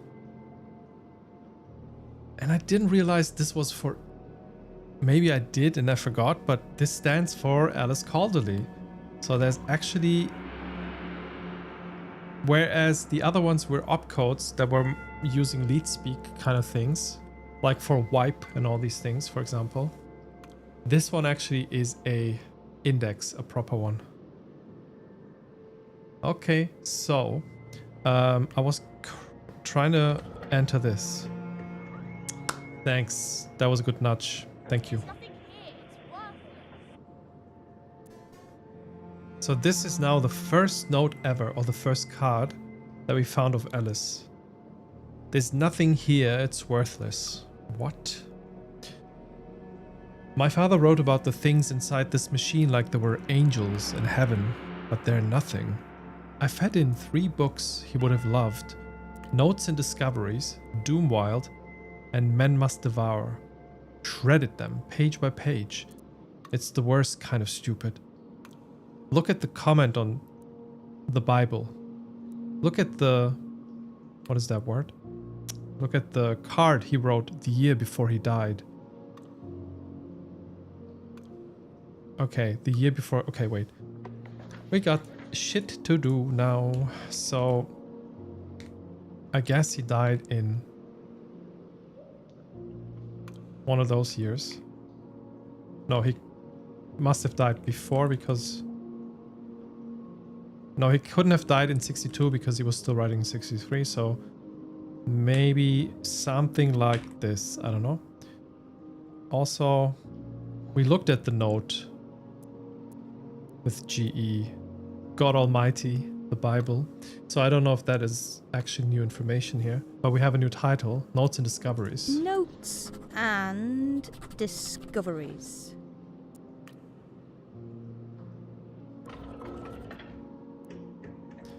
I don't want to let you down, Dax, but you know what? You let me down. You let Mom down. Oh, it's Dad. I was wondering for a second who Dax is. I was like, wait, I haven't heard of this Dax before. I've given 4 years to this place. I won't give a day more. Huh. So I guess she also put down notes in 81 to 85.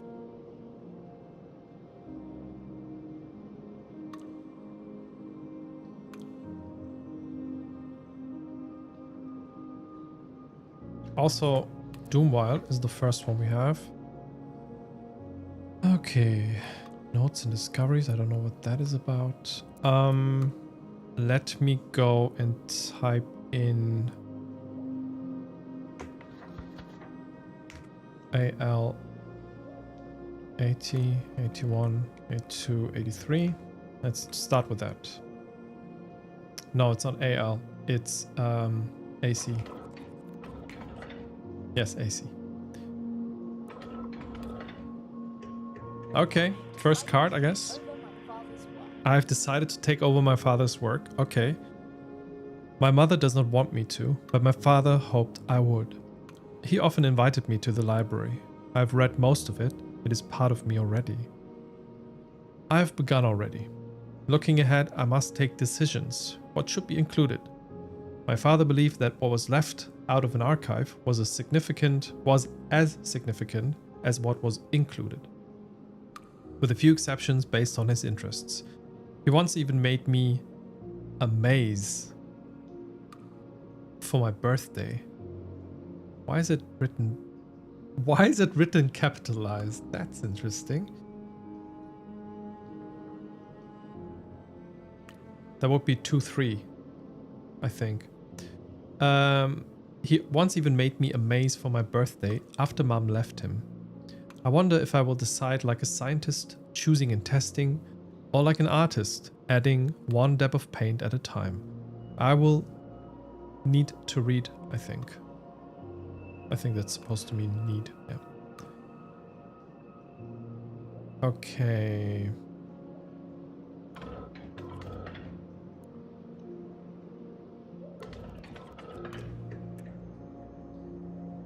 Another note from 15 years later, or maybe even more, 18. I see now I added a lot of noise in one book, so important, it makes me shiver to think that I might have missed it. What? Again. I see now I added a lot of noise, and one book so important it makes me shiver to think that I might have missed it. What does she mean?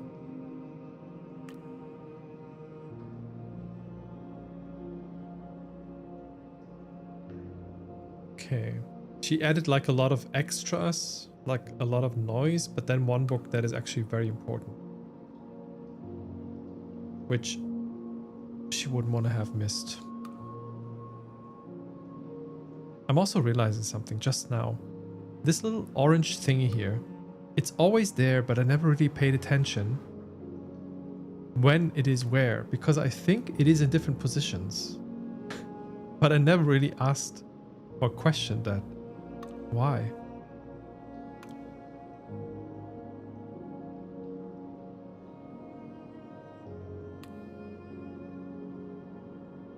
Ah, okay. Rewind. I wanted to do what? I wanted to go for... I want to write down maze. And I want to actually do that now. There we go. That worked.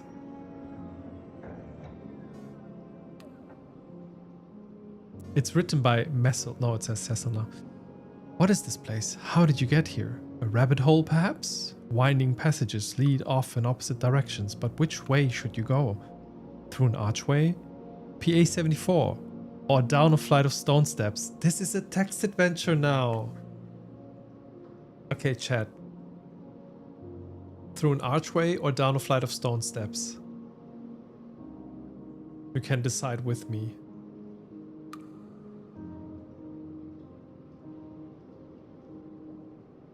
It's been a while that I played text adventures, to be honest. So we are in winding passages that lead off in different directions. Archway or down a flight of stone steps? We have to get to the bottom of this, so I would personally say stone steps. But also, why are they differently? Wait, did we already find this one? No.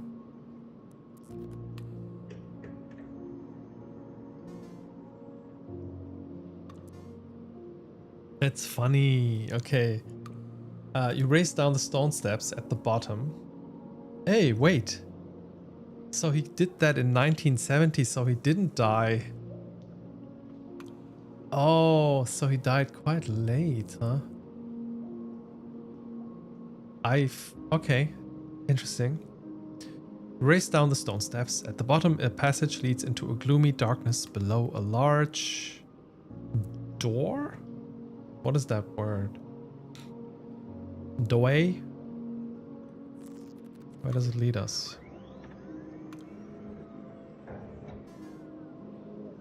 A round chamber with a domed ceiling, light plays from some hidden opening. A heavy door stands to the left. Oh, that means left. Maybe. The far wall has a crack in it you could probably squeeze through. Okay. A hefty door. But there's light from some hidden opening, so it's probably the crack. Let's squeeze through the wall.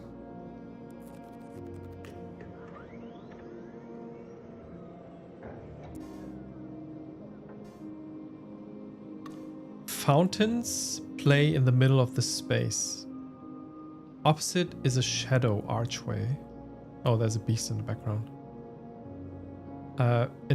Is a shadowy archway maze. A heavy door covered in carved symbols stands to the right. That's a trap or something, or a trip. A small green frog sits in the basin, but as the door opens, it jumps away. Oh no. In the center of the room is a fearsome minotaur. Yeah. Yep. All right. So I will go to the door. Although it says trip or trap. Two identical wooden doors are in the front of you. Meeting? Yeah. Meeting as though in conversation. They must have argued as both are closed. To the left, this one. To the right, this one. The Minotaur roars from close at hand. It is chasing you. So chat. Classic scenario. We have to pick between left and right. What do we pick? We always pick left. Let that be a lesson. And the Minotaur will probably lose our trail. A round chamber with a domed ceiling. Light plays from some hidden opening. The Minotaur screams from nearby. It is coming for you. Wait. Shit. Did I die?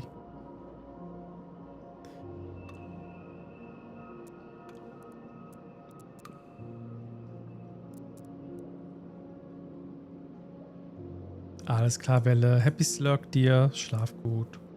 Nacht, Nacht. Ay. Let's go back then. I don't want to pick the door on the right though. Let's pick right.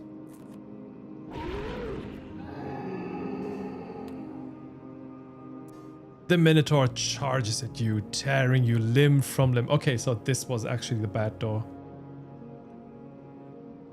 From nowhere, a gigantic hand seems to grab you, hauling you through the walls themselves before releasing you somewhere you've seen before. The maze. Okay, we start from the beginning. Is there a solution to this maze? Okay, let's go down the stairs again.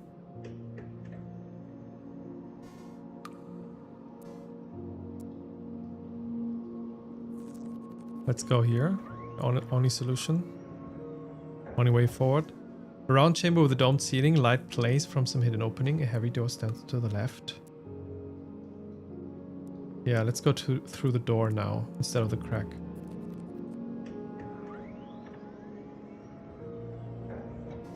Walking in circles. Somehow the only door here leads back to here. Will you cry for help or turn back? I'll just go through the door again. Oh, this is where we are. That makes sense. Yeah, now I get it. Let's try to cry for help. From nowhere, a gigantic hand seems to grab you and puts you in the beginning. Okay. So, then let's not go down the stairs. Instead, go to the archway.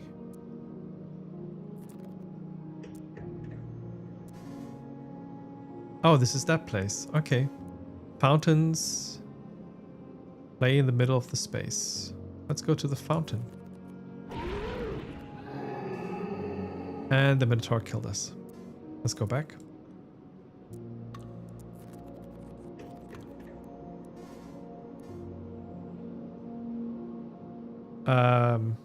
You return to the room of fountains. Yikes. In the center of the room is the Minotaur. Yeah, but...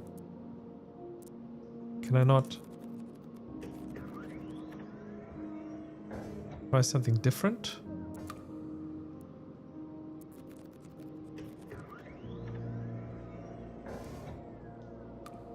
Alright, alright.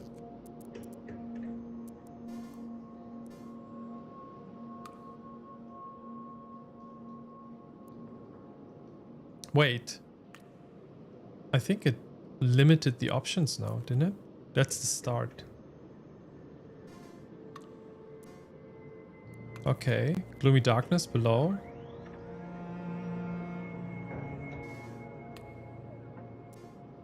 Heavy door on the left and a crack in the wall. I think that kind of led us the furthest so far. Let's try that again.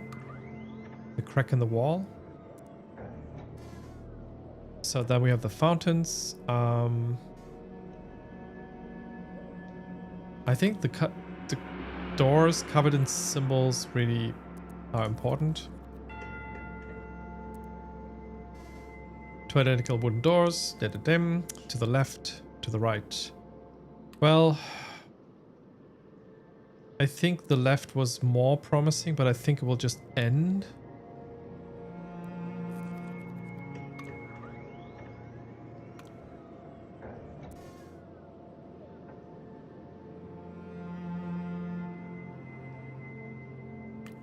Yeah, there's nothing I can do from here, no?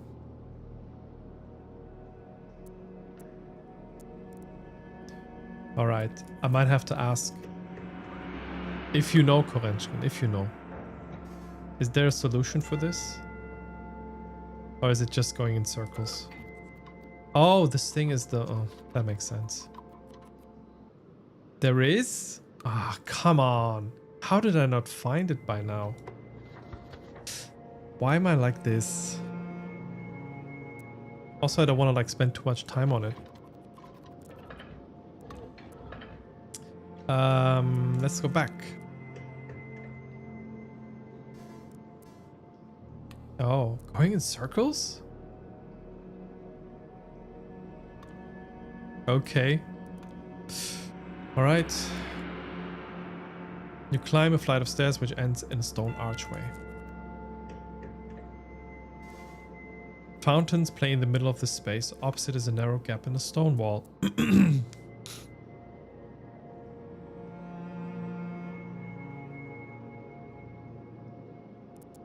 Let's go to the fountains because I think that kind of looped. You peer over the fountain at your reflection. The girl in the water seems much older than you expect her to be. She's beautiful, kind, and clever too. In the depths of the water, something is glinting. It is AK-37? Wait, why is it not 47? No, 74. When you have finished admiring her soulful eyes, you might stand up once more. Who's that?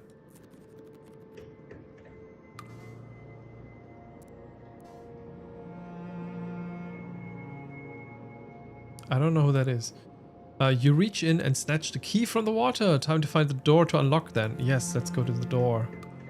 Automat Kalashnikova 37, yes.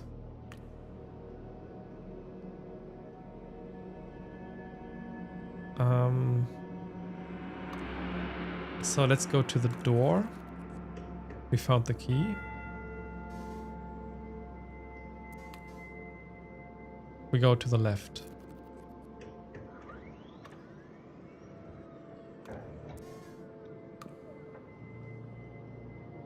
Ah, shit. A round chamber with a domed ceiling. Light plays from a hidden opening. What do I do now, though? Do I go back to...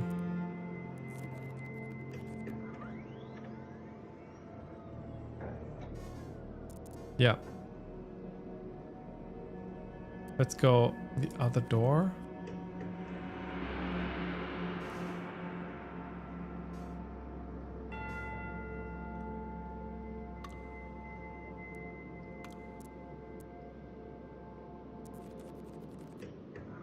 Crack in the wall.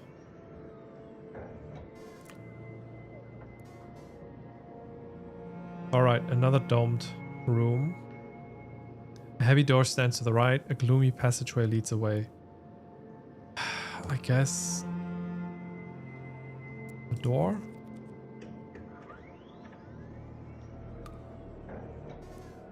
Walking in circles. Somehow the only door here leads back to here. Somehow the only door here leads back to here. Right. Will you cry for help or turn back? I'm not gonna cry for help. I'm just gonna...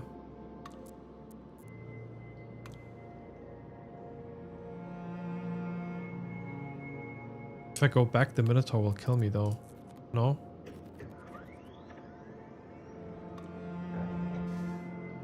No. Okay, a new text. A brightly colored bird flies through the chamber, wing beats echoing, and then in a flash it is gone. I don't know what that means, but okay. Let's go here.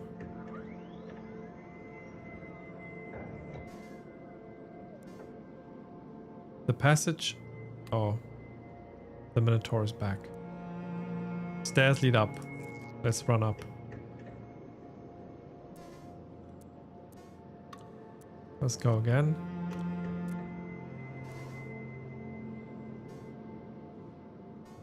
Okay, heavy door carved in symbols.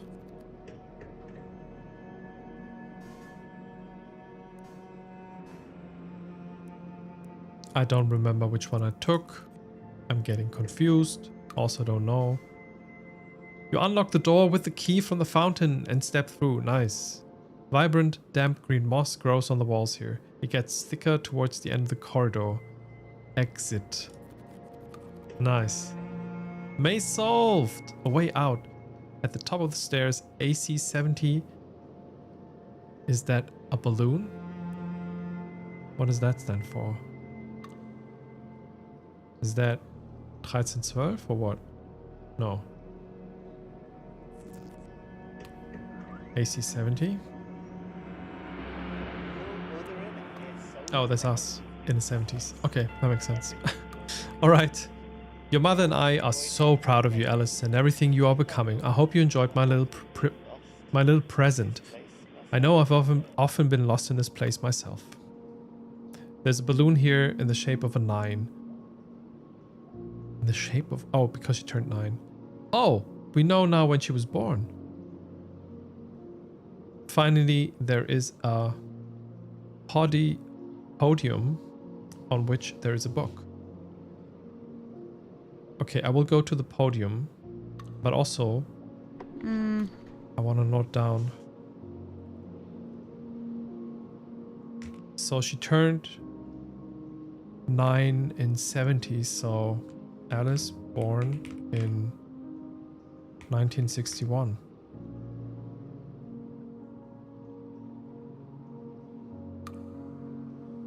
So the trick was to lure the Minotaur by passing it, going back to the start, and then going to the door. There might be something else. Yeah. For sure. I didn't realize the, like, geography of the place played a role. I didn't really pay attention to that. Hard to imagine for me, to be honest. There's a balloon in the shape of a 9. Finally, there's a body,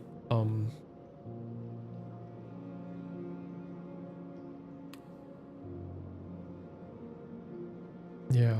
Alright.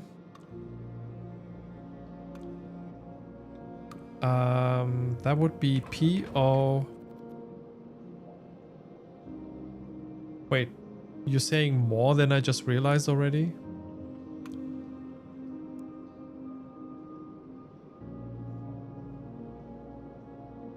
There's a balloon in the shape of a 9.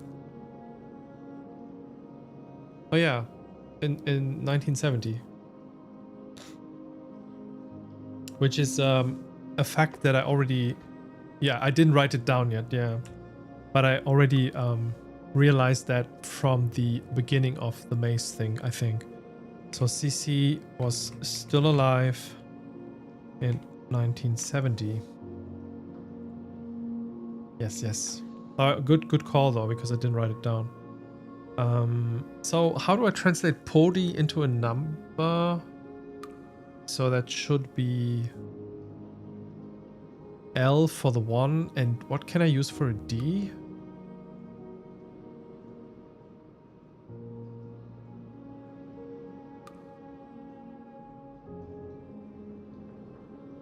I guess a 4? It's more an A though.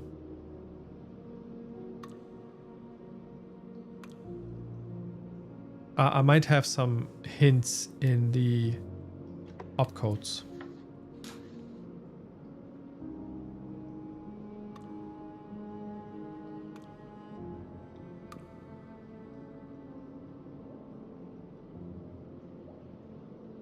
Very Cyrillic D? What do you... Wait, what?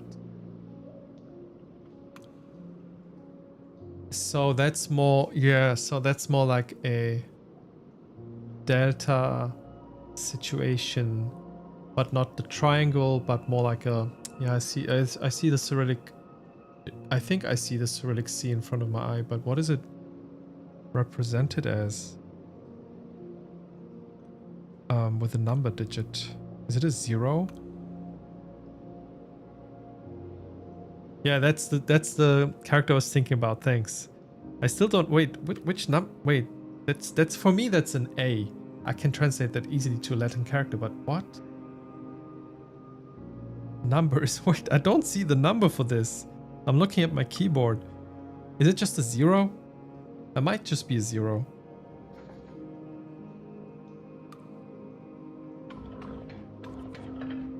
It is. Yeah. Thanks. Okay, I wasn't like, is that a 0? It didn't make sense. It didn't make sense for me at the beginning, but there's no other digit that fits it better, so. All right, so you lean over the podium to look at the book. It is LC65. Who's that? L. Calderley. Is that the brother's name, maybe? And a first edition, no less. And it's yours. To Maze, whenever you want. Written on the flyleaf are the words, I love you, Moon Bear. Moon Bay. Ah, if only we knew what the brother's name was. Yeah, I know. But the brother's name was... All right then. It doesn't start with an L. It doesn't make sense. Let me click it first. I mean, oh, that's not Maze. That's not Maze. It's actually for yours to make. Make. Yes. All right. First things first. LC65. I'm going to enter that in a second. But also, we've done that. Click.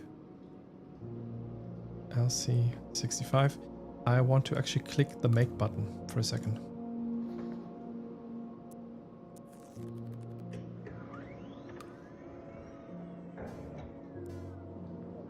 Enter the code for bitwise reassociation. What? Or previous to return. Okay, that just means it creates it. Okay. You can't fool me, game. I know what you mean. Deep storage files exist. Yeah, okay, but I don't know what to enter here. I mean, the code that was just mentioned, right? See. LC65. Yes, we're making it. No, what am I doing? What? Recombine? What does that mean? I'm lost. Recombine LC64. What? Why recombine? What am I recombining here? What? Oh, oh, so it's like do or stop, something like that.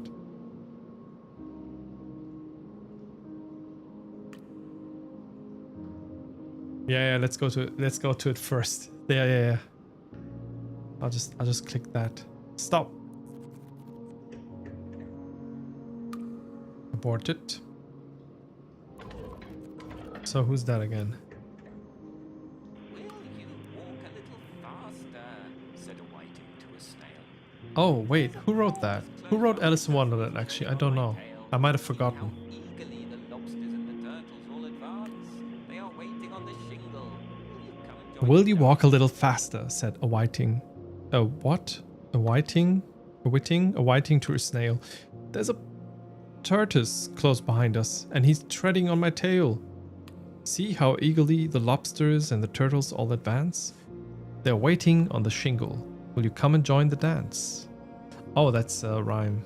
I think some characters singing that. Is it Lewis Carroll? Okay. Carroll with a double R and double L. That's wild. Okay. I didn't also know that this was written in... Oh, I guess it was written in 1865? It's not from 1965 for sure. Maybe even... Oh, I could imagine it being written in 1865, yeah. Yeah, okay. Alice in Wonderland. First edition of Alice in Wonderland. Fed in for you, Moon Bear. Did you know we made you a card when you were first issued? What do you mean by that? Like... Huh? The machine makes a birth index for all its important contributors. Ah. Though usually under their own names. Okay, the information is informationing right now. And I think my brain needs a small little break because we haven't been taking any. It's been 2 hours. Yeah, I'm gonna quickly hop onto an ad break and also like get a little brain snack because I don't know what they're trying to tell us here. Right. TLDR, short break, ads running and stuff, and I'll see you right after.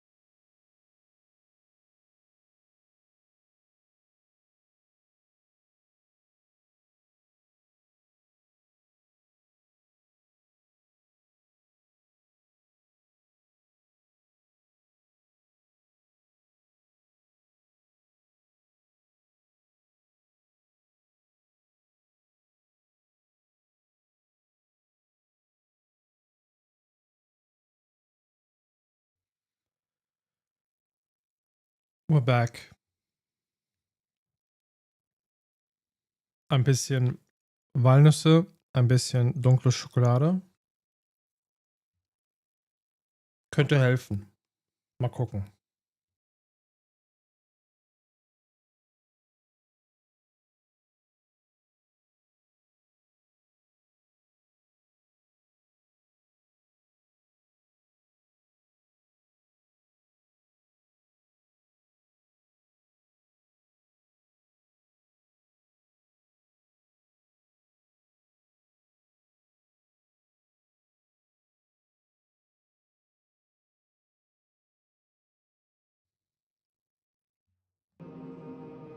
So. Back to it then. Und ja, lass dich nicht spoilen, Robin. Falls du das noch hörst.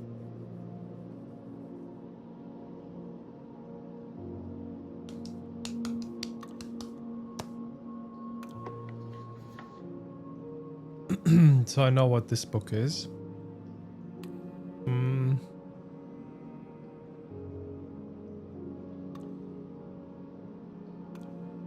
I mean, by now, here's the thing. I think figuring out how the actual card cataloging thingy thing works. Oh, I think I'm putting something together here. We don't know the brother's name, but we can find it out by trying it out with the second letter C. But what year do we combine it with? I think he was just saying, and that's what I'm trying to combine right now.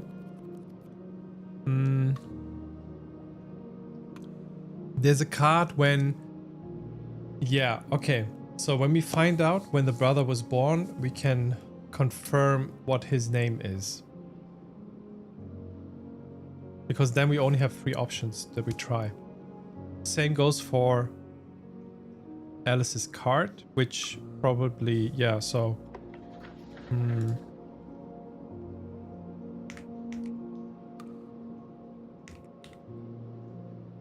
So I said what?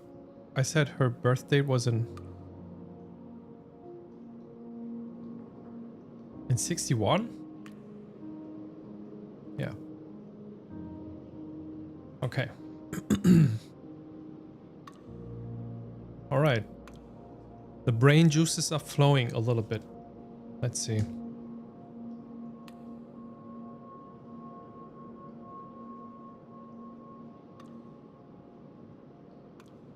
The machine makes a birth index for all its important contributors, though usually under their own names. Okay. Also, something to expand here. Yes, I was looking for that. I hope nostalgia brings you here, little one. I have left you a message. AL12. That's Alice. A card for you. Let's hope you find it. I must not say more. Someone else might read this. I know you dislike puzzles. I'm sorry. I'm sorry. Who dislikes puzzles here?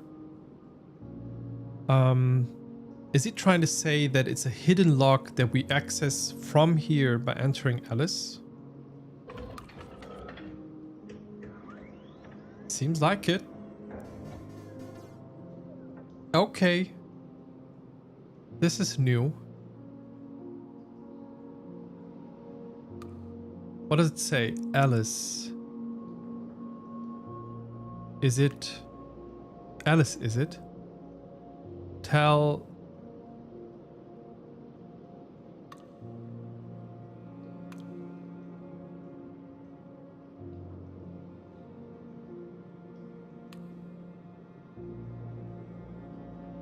Tell it if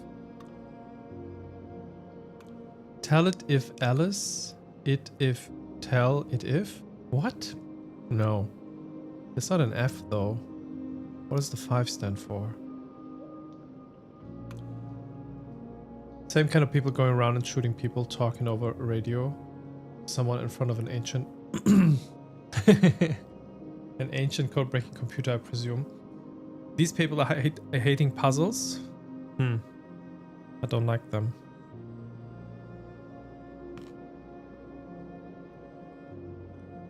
No, I don't actually mind if people don't like puzzles. I know some people who hate puzzles. I know people that made memes about it.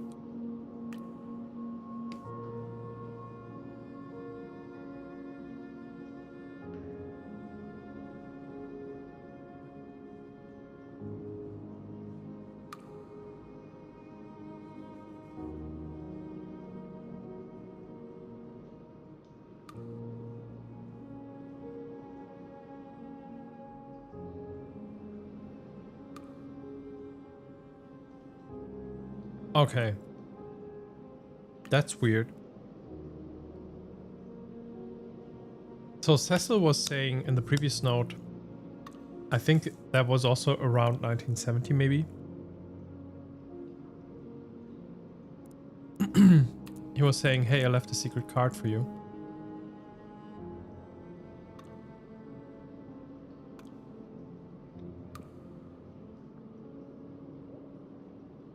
Wait, does that mean... She said there was a hidden message the year she left. So is there also AC-85 maybe? Alright, but anyway, the hidden card was to be accessed through this code. And now it says Alice.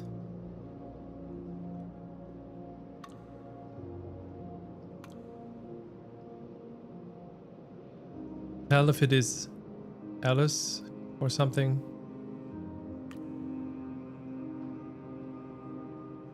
Tell it is Alice. It is. Tell it is. I don't know why. What does the sentence mean? Am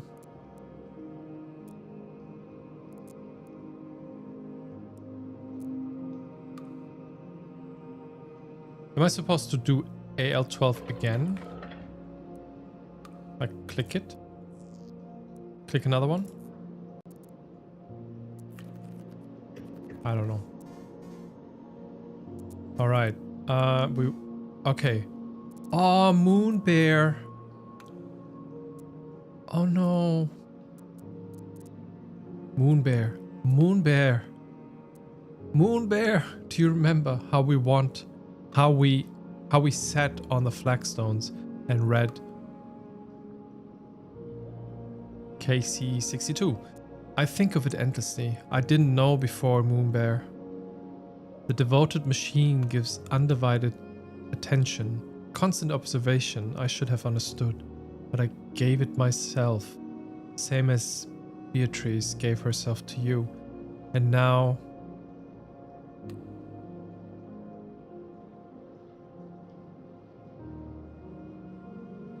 HE-43, I am over and over while she's gone. And now we had that before. I still can't figure it out. That's an A and that's a E.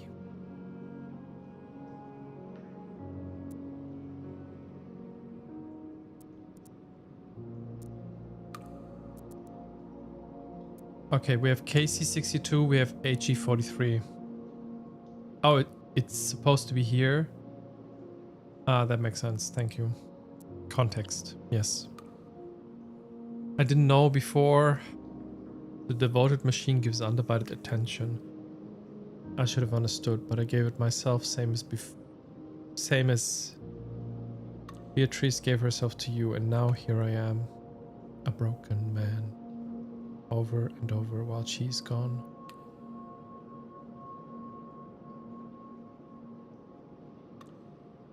Yeah, there's a lot of things to click. All right then. Moon Bear.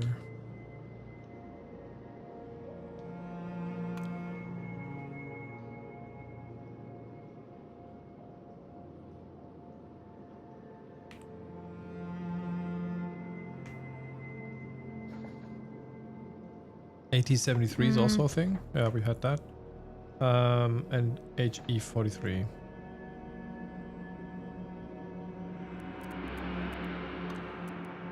And KC-62. Okay, let's see.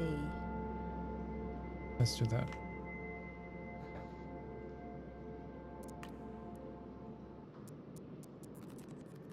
Let's go to Moon. You must do one last thing for me, Alice, please. I know. I'm sorry. It hurts. Only one last thing, then I'll be gone.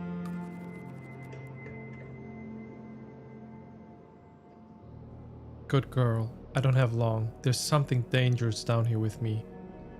A minotaur in the maze. I've done that. What do you mean? I've been there. Been there, done that. Killed it. No, didn't really, but escaped it, I guess.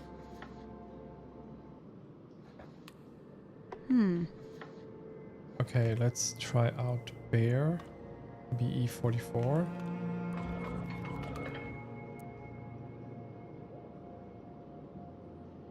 Do you want me to go to the maze now? Is that what it is? Okay, let's see. Yeah, seems like it. Okay. I wrote a maze, like the festival. Wait. But the code is different. Anyway. One of the sources, something I read that didn't want to be read. The power of a revision only lasts as long as it isn't being read. So find it. Wipe it, please. For me. Okay. Which book is it? I mean, is it NP's? Let's find out what B wrote about it.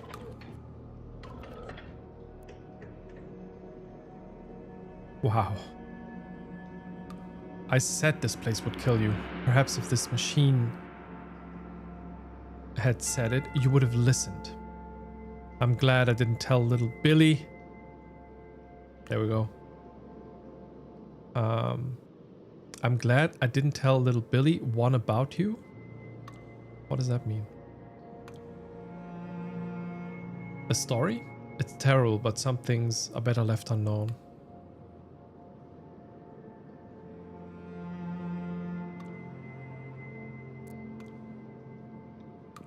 Okay, Alice. Father, I tried. I couldn't find it. I found something else instead. Something better, I think. I'm going to try to use it.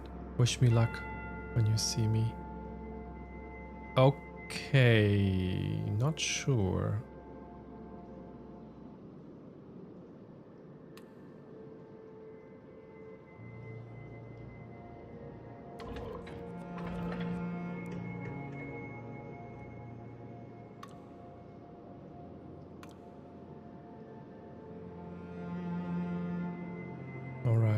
Okay. Let me try out Right then. the other codes.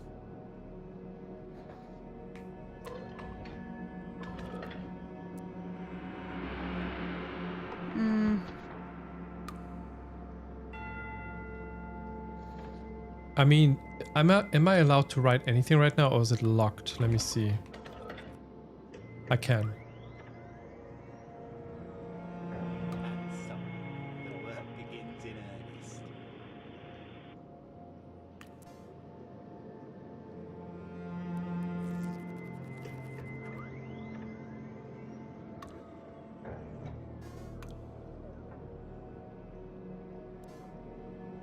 Oh shit. The previous thing is gone. Okay, it only said wipe. Maybe. I don't know. Alright then. So is BE-44 a thing? No. Okay, let's see. HE-73.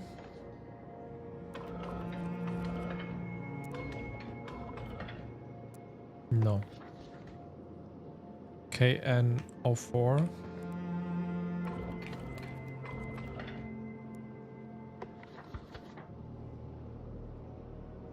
Then we have help. Or here? What does it mean? Probably here.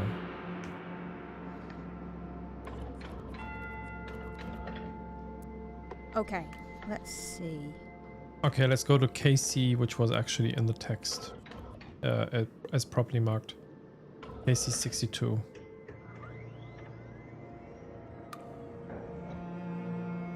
Livestock, a practical guide. This was added by... Why is Cecil writing about Abby?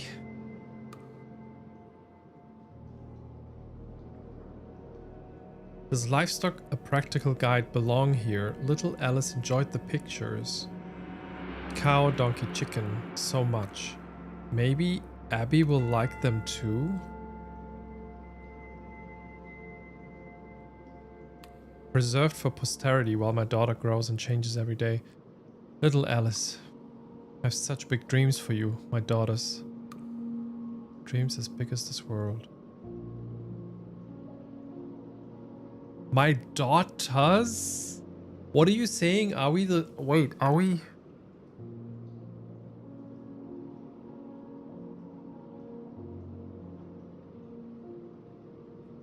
Are we a Calderley?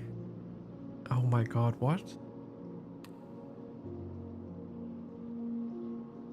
How does he know about...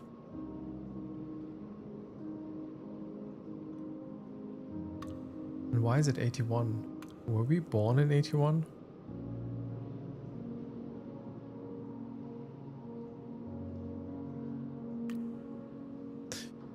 Okay, I'm getting hella confused. Let's see. And there was me thinking Cecil had never read a book on parenting.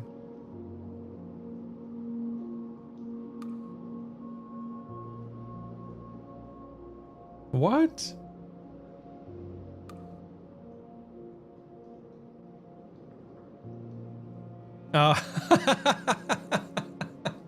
That took me like 10 seconds, but it's dun dun dun, yes. Wait, what? Don't super, like, don't confirm it yet. I was like still questioning myself a little bit, but it seems very ominous. I don't know. It seems very... Yeah, otherwise he wouldn't have known about her. And he's saying my daughters, so it is dun dun dun, yeah. But I was like, the reason I was questioning this is because in the beginning, Liam says like, you've always been down here. And I'm like, what does that mean though?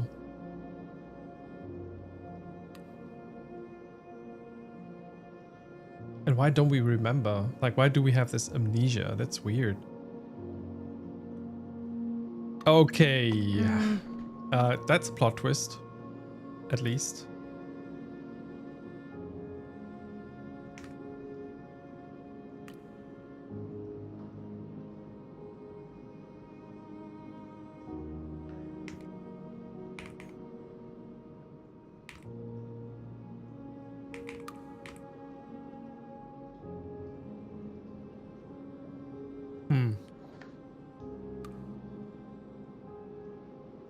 Okay, let's actually go back to my notes. I had... Oh yeah, KC 62 is done. Let's click on AB-81, which I don't know if I've done before. Oh. What? Abby... Nepo? She's a Nepo baby. Tell Nepo, tell Cecil, tell Cecil.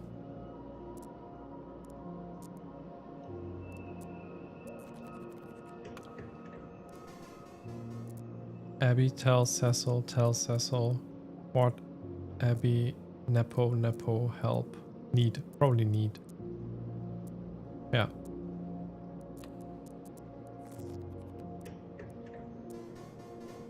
Abby, tell Cecil what Abby need help. We already had that a couple of times.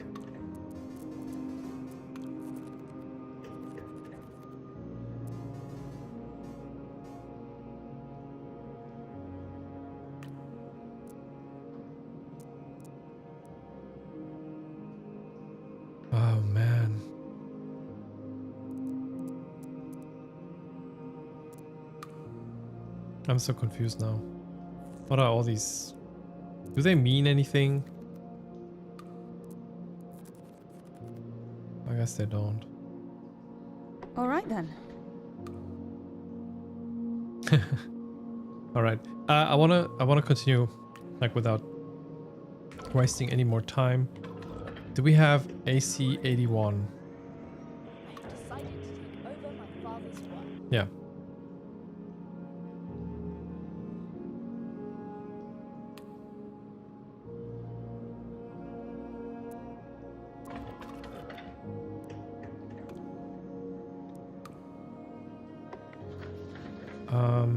AC 80, 81, 82, 83. Let's do that. No. AC 82. Oh, that's different. This is from Annika Chowdhury. Jimenez takes Holly. Alright. Seems to be a book.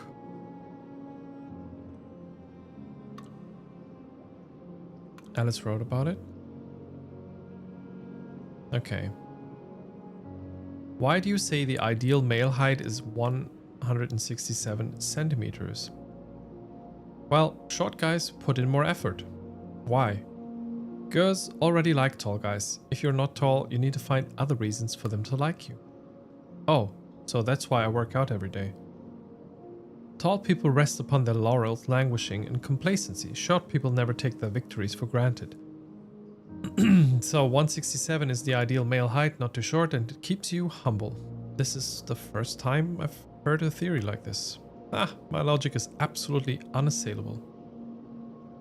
Not a single flaw. So the RA26 one is the... Isn't that the...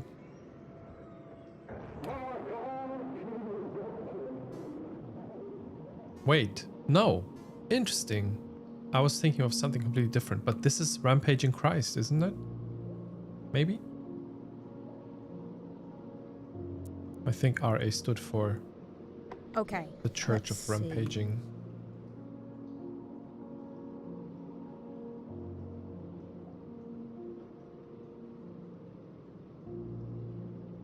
Didn't I write it down before? I'm feeling weird.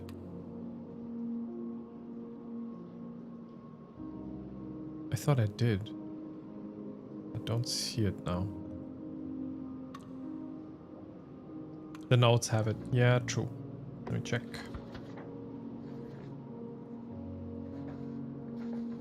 There we go.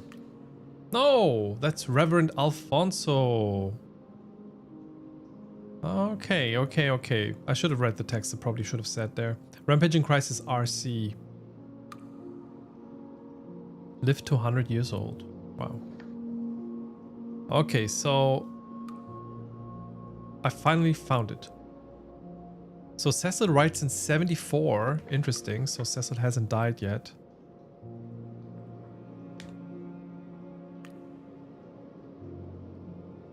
Oh, wait.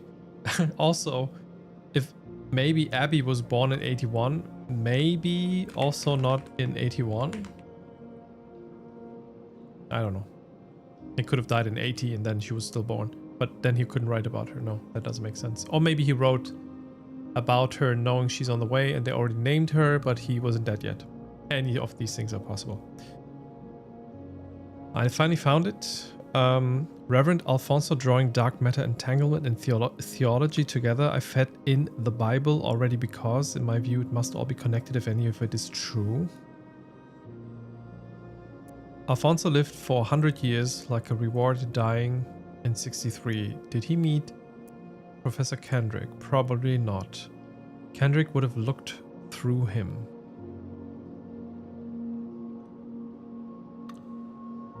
Okay, what's the title of this?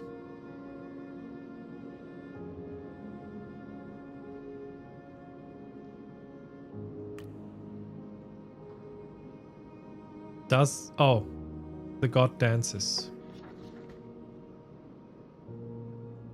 My god, he dances. My God, he dances. My god, he's a poet. How the gaps between the lines define the world. Okay, if you say so.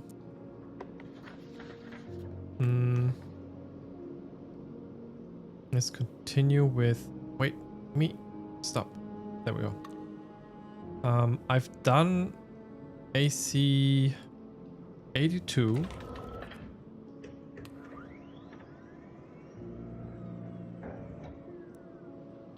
What about AC-83 or AC-84? AC-85 is the last. There's nothing here. It's worthless. It's when she like leaves.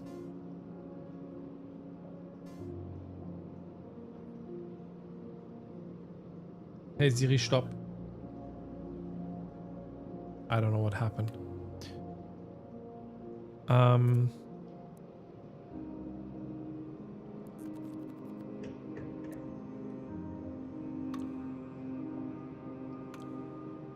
All right. Okay. All right then. So let me cross that off.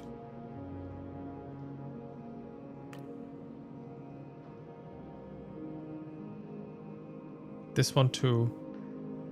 And let's take a look at her birth year, which I don't think I have so far. AC-61.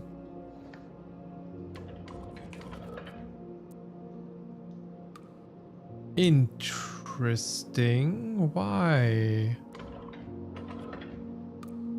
There should be a birth card. Did I do a off by one? Huh. That is interesting. She turned 9 in 1970, no?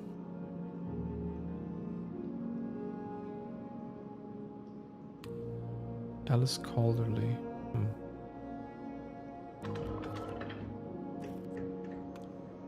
Oh, that's not what I wanted to enter. Wait. I want to say... Oh, wait.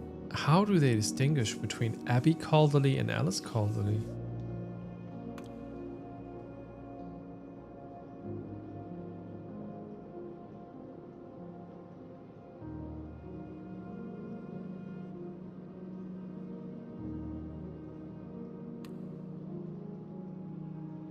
I don't know.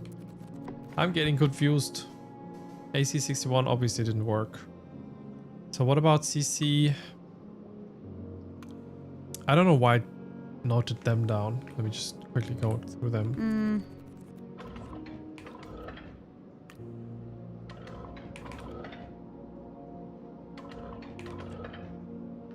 Okay, I can cross them off. Yeah, I'm sure too, but I don't remember that at the moment. Either on AC-70 or a page link from there.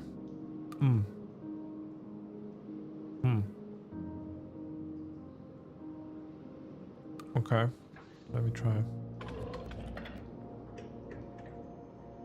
Your mother and I are so proud of you, Alice, and everything you're becoming. I hope you enjoyed my little present. I know I've often been lost in this place myself. There's a balloon in the shape of a 9.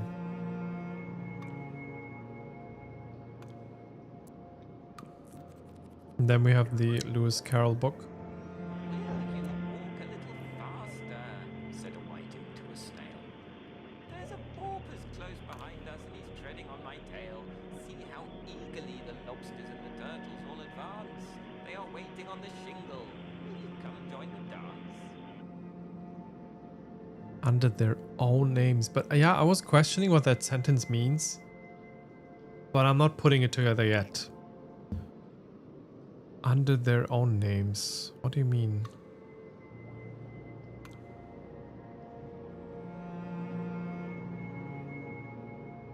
You're not saying something like under their maiden names or like first names. Under their own names? Let me read it again. The machine makes a birth index for all of its important contributors. So anybody who's inputting stuff. They're usually under their own names. Under their own names.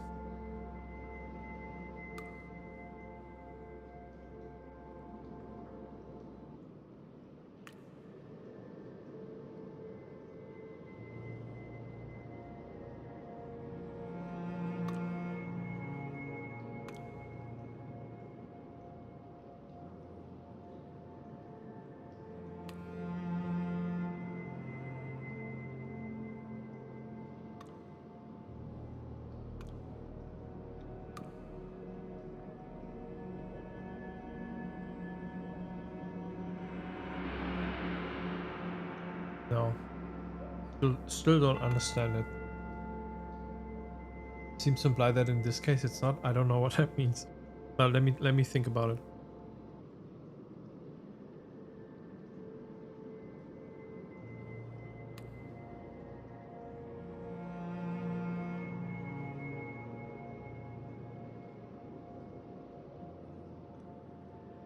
Oh, okay. So in this case, it's a deviation, and it's just, yeah, okay. But why? I mean, that seems a bit far-fetched, so for me, for my taste at least.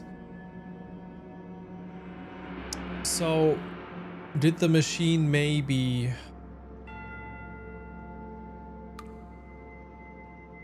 What did the machine use for Alice then? Wait, oh. Alice? Why did I say... Oh! Wait, no. We have Alice and Alice. Interesting, interesting, interesting, interesting. Also, he calls her Moon Bear all the time, which maybe influenced the machine? No. It might be.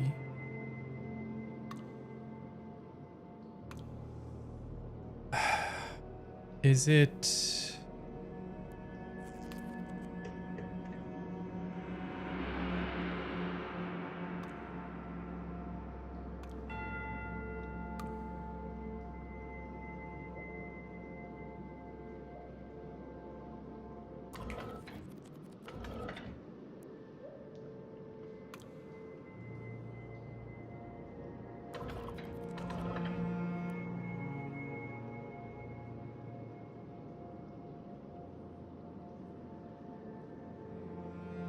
Alice called Lee, 61. Didn't work. Just AL didn't work.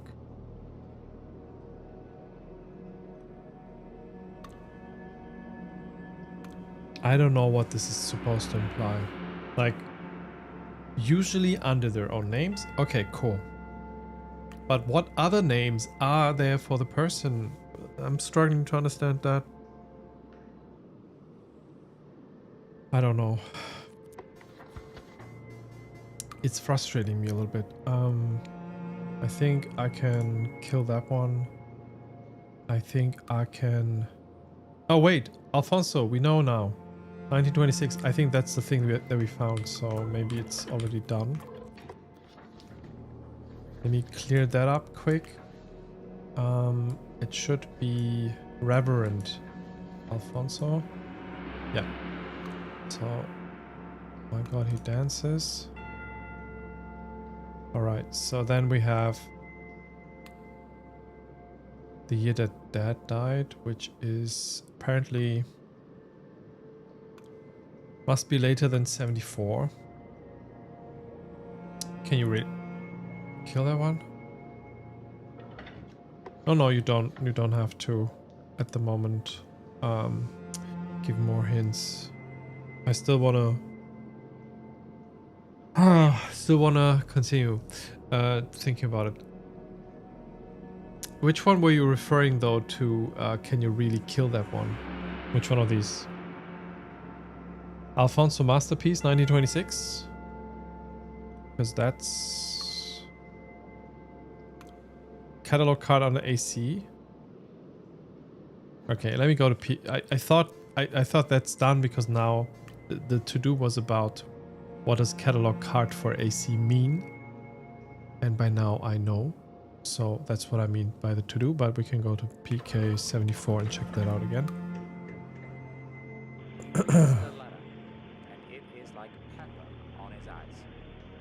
He clutches at his face. Still there, he thinks. Like hatred. Boiled down when it gets smaller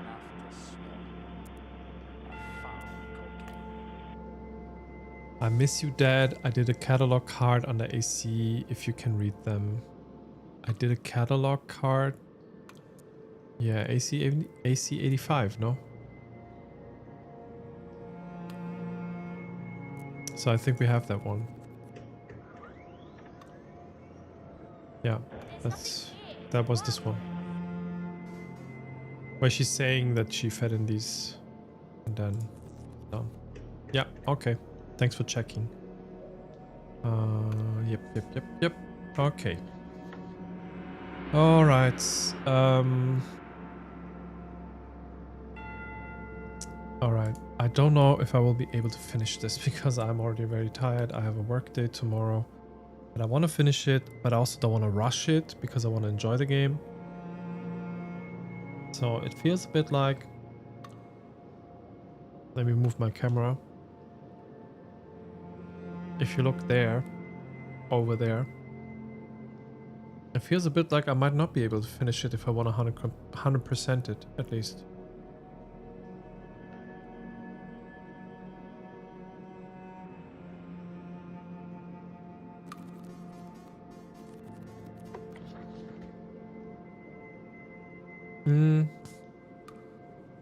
Let me try something.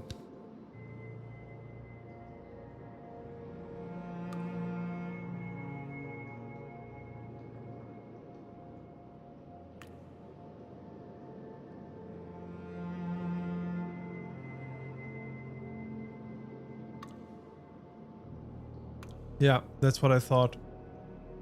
That makes sense. Okay, another 15 minutes maybe or so.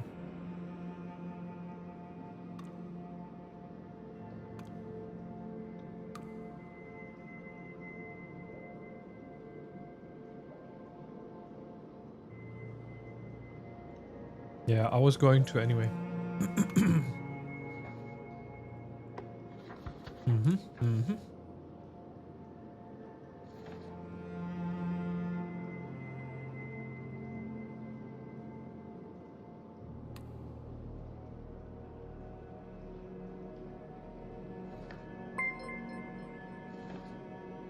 Oh, Gräfin, hello, welcome in.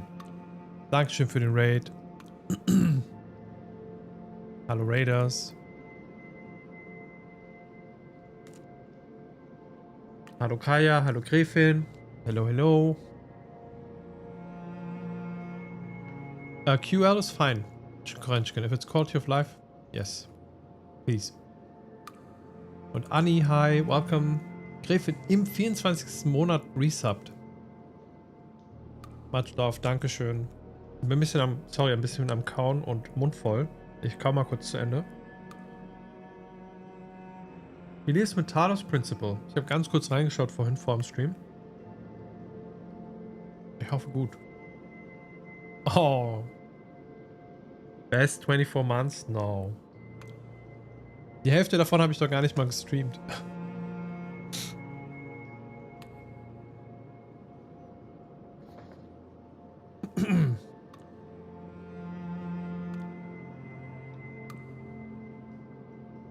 So. Vielen Dank für den Raid. Willkommen. Falls ihr das erste Mal hier sein solltet, ich bin Legüm, willkommen im Cyberspace. Wir spielen Story Games und Puzzle Games und alles dazwischen. Manchmal nehmen wir uns auch Zeit, um über die Themen da drin zu reden. Immer ein bisschen aus einer antikapitalistischen, antirassistischen Perspektive. Wir streamen hauptsächlich auf Englisch meistens die Spiele und im Chat ist die Sprache gemischt Englisch-Deutsch. Wie ihr wollt, zu jeder Zeit. Und bei uns gibt es Chai. Der Chai-Bot serviert euch den. Könnt ihr euch immer gerne schnappen. Oder auch nur Zucker, so wie Kaya auch. Nochmal Hi. Und Hi Morg, hello, welcome in. Das Grün ist untergegangen neben dem Chai-Bot. Kaut jetzt noch ein bisschen. Wir haben... Oh. Achso, du hast... Naja. Wir haben ein Level relativ schnell abgehakt, dann circa 3 Stunden an einem Sterni gesessen und zum Schluss mit Hilfe des... Ey, du bist in dieser Schneelandschaft, ne? Ganz ehrlich? Bei den Sternen? Da habe ich auch nachgeguckt irgendwann. Ich hatte irgendwann keinen Bock mehr. Es war wirklich... Also es gibt so 1, 2... Nee, warte, lass mich nicht lügen. Ich habe ja das Remaster gespielt, auch mit den Add-ons und so. Ich glaube... insgesamt vielleicht eine Handvoll Stellen im ganzen Spiel, wo ich gesagt habe, ne, keine Ahnung, wie ich das machen soll. Und irgendwann hat es auch keinen Spaß mehr gemacht, habe ich auch nachgeguckt. Es ist wirklich grim, also wirklich auch richtig schwer und dann ist es irgendwann noch Depri. Weil es dann so ganz abstruse Einfälle sind, die man haben muss und es hat mir dann einfach keinen Spaß gemacht in dem Moment.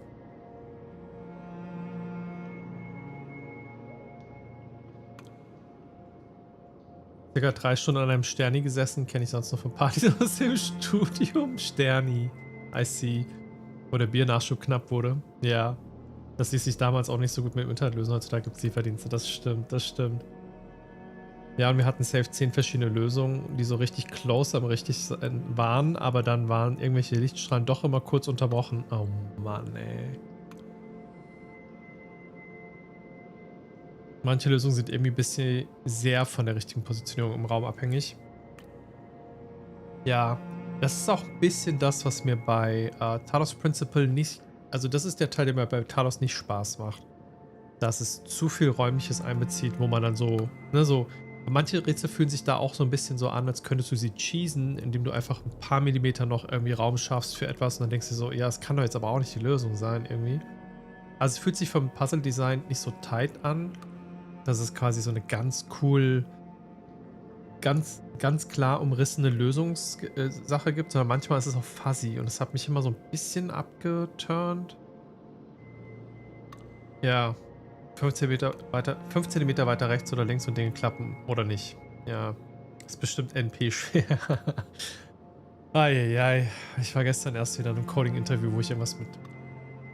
Also, das NP schwer erinnert mich gerade nur an. Ich musste dann irgendwelche Laufzeitkomplexitäten angeben und so. Und ich dachte so, oh mein Gott.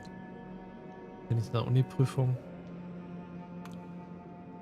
Keine Ahnung, ob NP vollständig. Ich weiß nicht mal mehr, was das genau bedeutet. Ich habe das vergessen alles. Also, beziehungsweise ich weiß immer, was es bedeutet, aber ich verdränge es aus meinem Gehirn, weil ich brauche es nicht.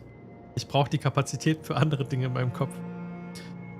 Aber ja, sehr cool. Also, wenn ihr auch auf sehr, sehr geile Puzzle-Games und sehr cozy Streams steht und auch die besten Indie-Games aller Zeiten sehen wollt, müsst ihr unbedingt bei Gräfin reinfolgen. Einfach super sympathische Streamerin und spielt einfach die coolsten Spiele auch. Und ich muss tippen und kann nicht gleichzeitig reden. So. Einmal hier der Shoutout. Geht da mal reinfolgen.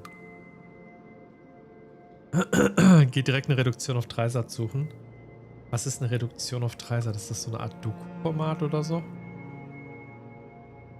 Kurz reinschauen, habe jetzt circa genauso viele Titel gefunden. Oha, okay, krass, krass, krass. Es geht schnell.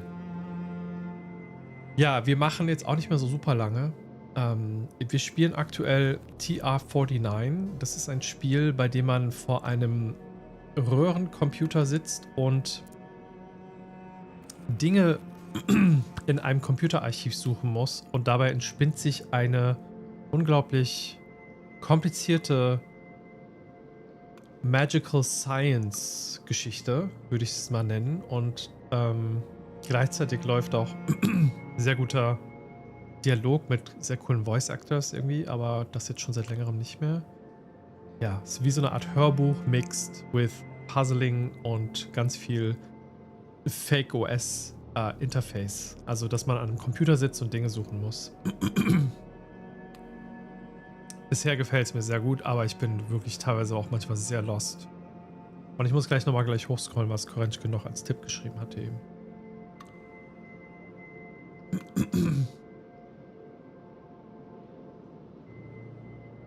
Eine Reduktion braucht man für einen MP-Vollständigkeitsbeweis.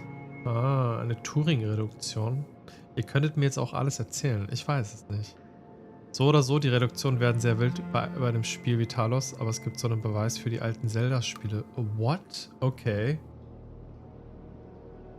Wild. Ich finde sowas immer total wild und auch sehr, sehr schwer greifbar. Braucht nicht, man könnte auch direkt einen Verifier angeben. Wartet auf den Verifier für Talos. Ich verstehe gar nichts. So ungefähr wie bei dem Spiel und der Story. Aber that's okay. Griffin, lass dich auch auf keinen Fall aufhalten von Afterstream-Care, falls du noch was essen möchtest oder so. Ich werde jetzt hier, glaube ich, noch... Ja, wir machen jetzt noch 20 Minuten. Dann haben wir die 3 Stunden voll.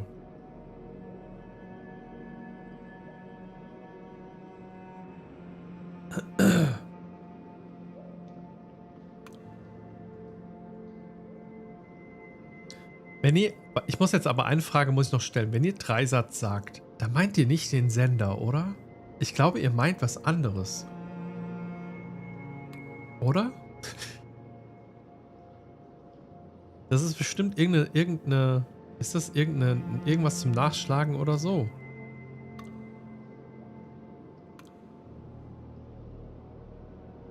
Das ist okay. Ja, siehst du, da habt ihr mich schon abgehängt. Dreier Satisfiability für Propositional Formulae in 3 KNF. Okay.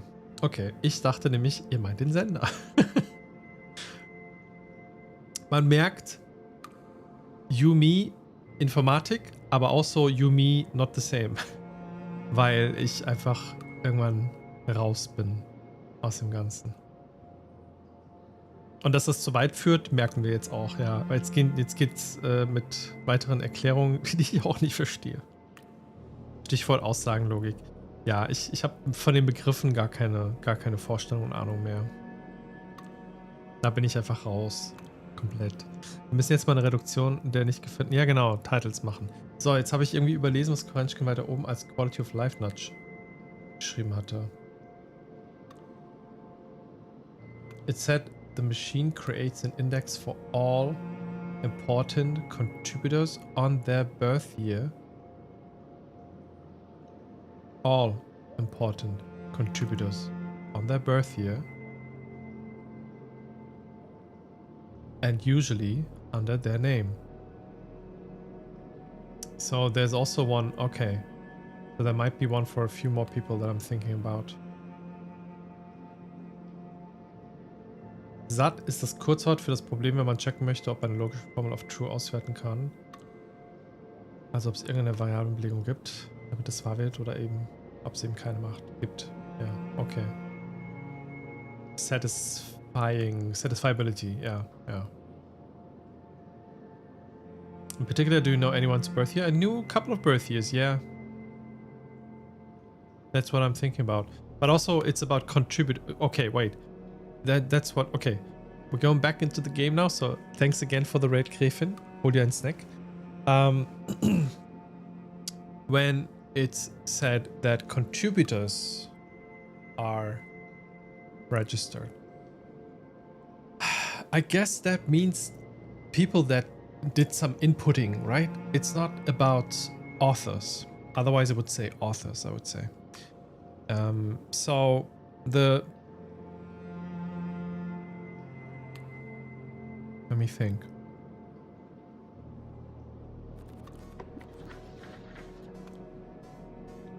So Alice was born in 61, which is not helpful for me. Also, fuck, do I know when Cecil was born? Do I know when Beatrice was born? I actually don't remember because my brain is fried by now. And also there's too many threads at the same time.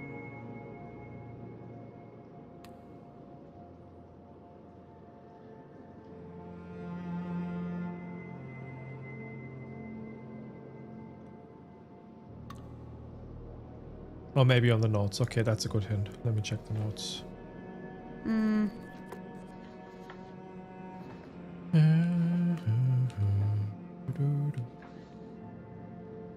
Oh! Wait, the game tells me Calderly died in 77? How? Okay, I was supposed to stitch that together. Ah, that's something that I'm always a bit disappointed about. That the game's already like, yeah, we know this. And I'm like, well, I haven't put that together. Why are you telling me? But okay, I think that's the design of the game. I'm supposed to look into the notes.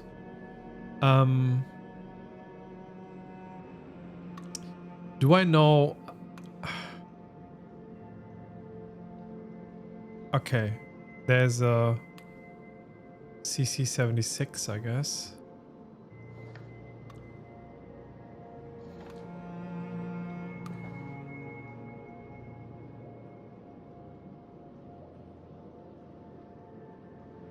Wait, let me try something. I want to try a few things.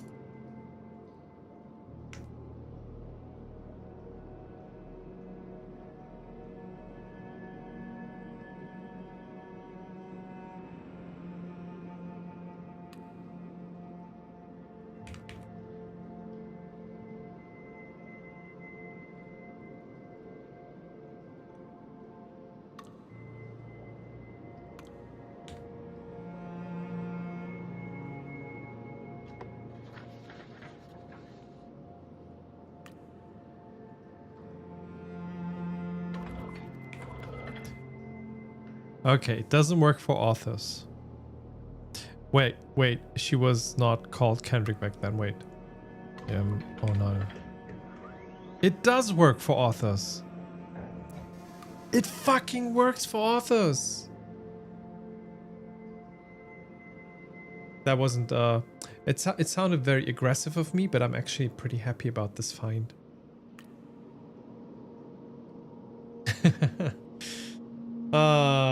It does work.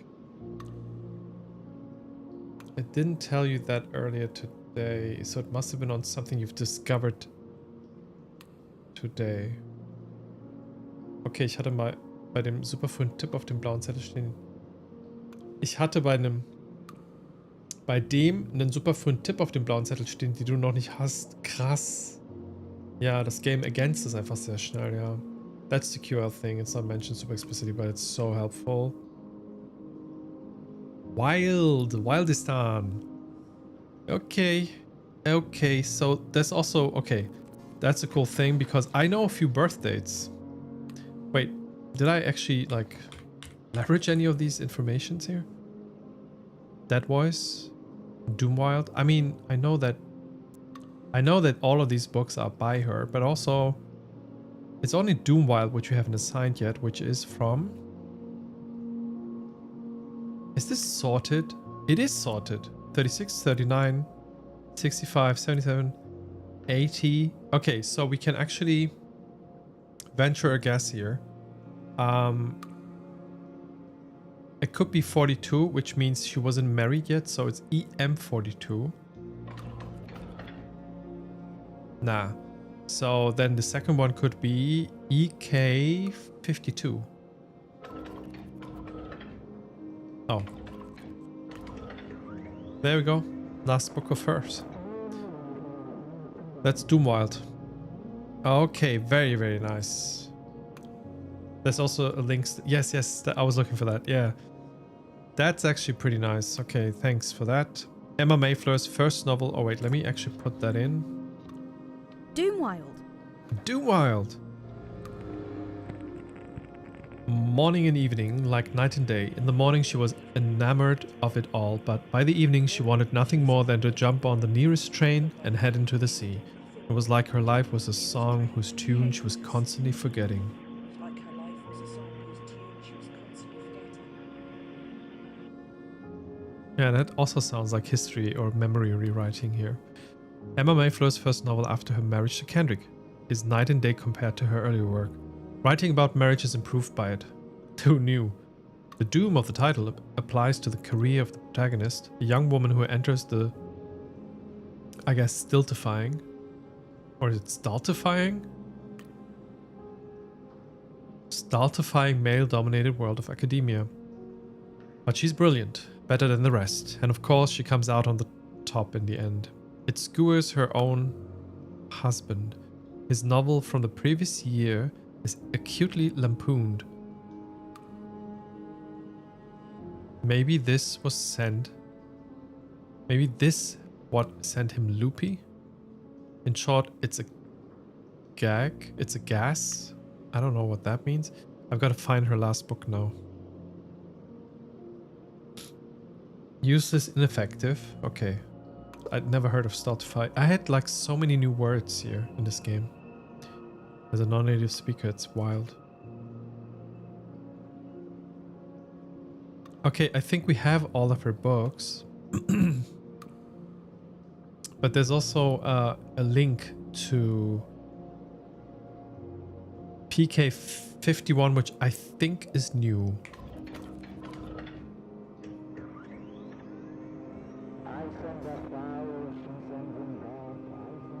Yeah, nice.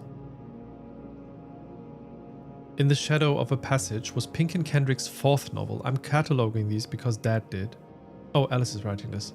Even though I think he did it by mistake. The plot. This nasty university lecturer begins a torrid and overdescribed relationship with a student until the gasp text of his new research work, on dark matter entanglement no less, is stolen and published by a rival academic. So he writes about this too, exactly how it happened. Or maybe it never happened and it's just what the machine fabricates. The reader knows from the cut bet, okay, what the twist is going to be, but will the lecturer accept the two were in cahoots all along? Seems like no one liked it when it came out, although weirdly, Professor Kendrick's wife didn't complain too much, seeing as it's definitely about her. See volume 44. Yeah. I think we had that. Okay, let's see. In the Shadow of a Passage. I send her flowers, she sends them back. I send her letters, she sends them back. I dragged her to my room and I told her she wouldn't listen. So I had to give her something that she valued. So I had to give her something that she valued.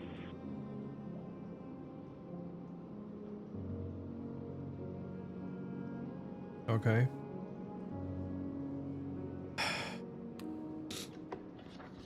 So that means we probably have everything of Emma Kendrick, no?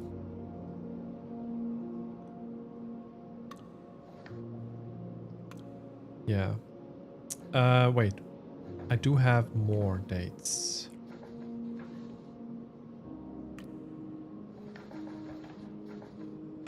It should say when... Yeah, Joshua Silverton 1903. I do remember that somehow. I have it also written down somewhere.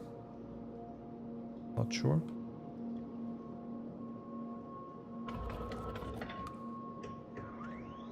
So that leads to the index card. Oh, there's a new one here. Oh. Okay, so Joshua Silverton is Isambard Arkovich.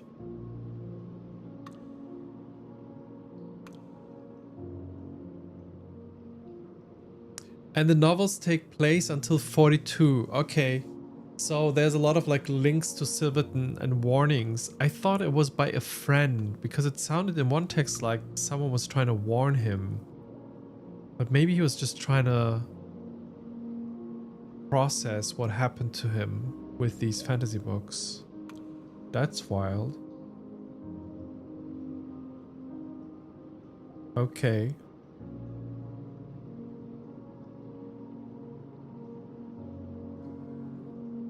Then we have semiotic assertions. Semiotic assertions. Question now becomes is the question now is, I guess these are sorted.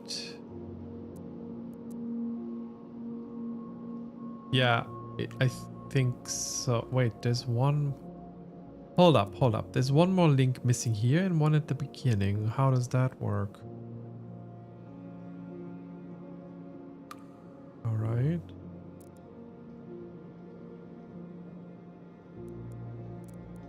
I mean,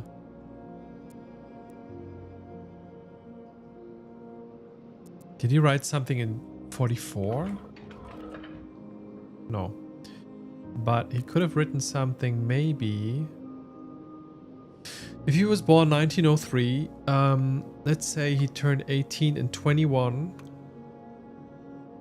Let's say he wrote some academic papers maybe 3 years later. So maybe in 24 he started publishing something academic.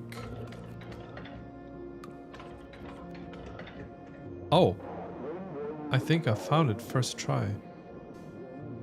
Yeah, with 21, Joshua Silverton, a 20-year-old Yorkshireman, tries to join up cognitive science and astrophysics and keeps getting stuck on God.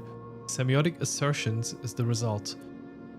The RA 2 years later, making a much better fist at it. C, not the. Reverend Alfonso 2 years later, making a much better fist at it. Silverton knew he didn't have the stuff. A few years later, he's resorting to theft to make his name.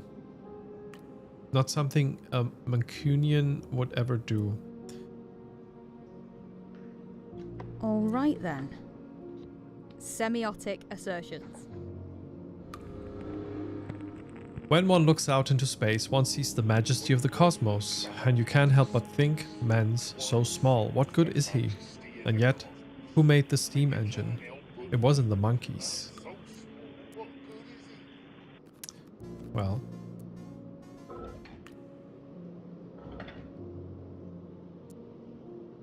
Something happened. Anyway. So let me go back to JS03. And there's one link missing, I guess, then.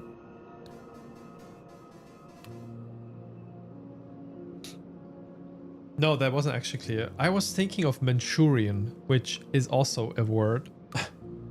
Which I think I never looked up what it means. I just know there's a book and a film. It's called Manchurian Candidate. The Manchurian Candidate. But I think it's a person from a certain place, but I'm not sure. But is it Mancunian or Manchunian? A person from Manchester.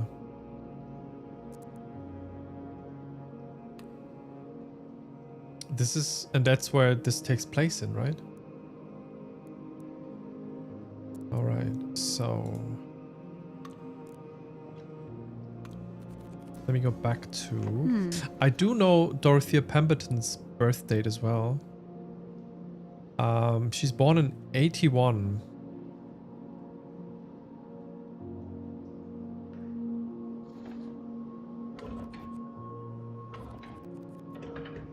Oh, I didn't want to put that in. Hello. Okay, we got a book by random. Purnima Doyle, or DeGile, I guess it's Doyle. Wandering Roads. Read alongside LR22 for contrast. Persistently worthwhile.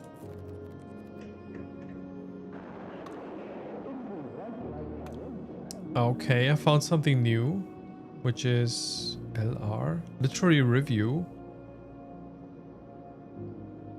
Is that new? I don't think. Promoting spiritualism in 1922 meant staying on the attack. This year, Literary Review rounded on another small publisher, Hammerstone, for publishing anonymously. Followers of the occult risked ridicule, so then should everyone else. But HP was dying anyway. Utopia Within Reach was their last book. I already have that. Meanwhile, the review claims to have contacted Pemberton. Received clues to help understand her deathbed work. Details next issue. Spiritualists never change. Okay.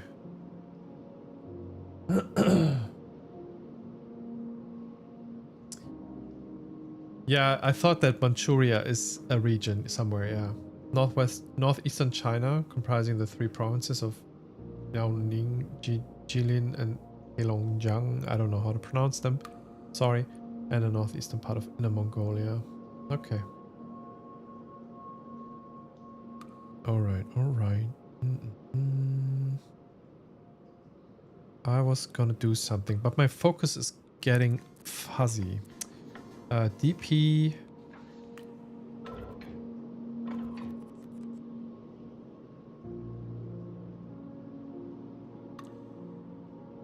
What was it?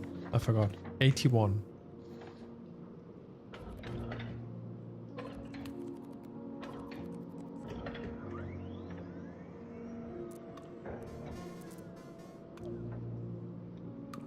In Image and Water, Irrationals, Endnotes, and My Dreams Are Walk. I think we have them all. Yeah. So what if I do... Huh.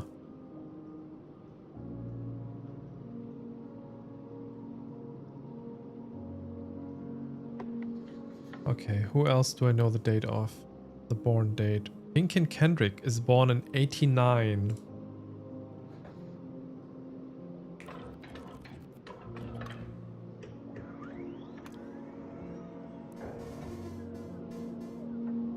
Okay, we got all of that. Okay, cool. Pierre Latour is also born... No, he's born in 98.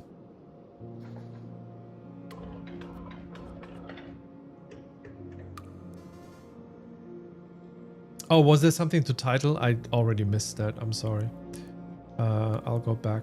Life lived. Yeah, we have that. That's the only title. Okay.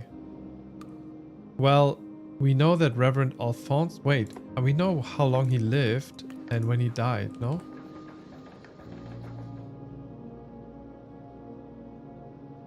We don't know when he died.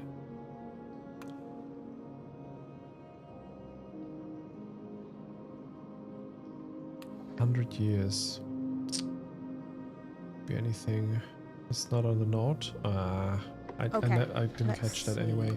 Let me do one more thing. Let me focus on one thing at a time. So let me go back to LR22.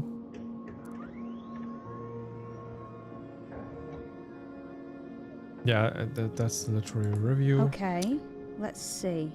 But I don't have a title for that. That's rather the problem, no?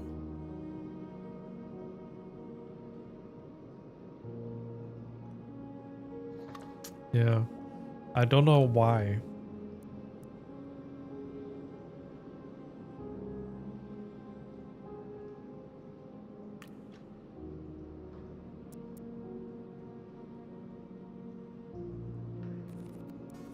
Okay.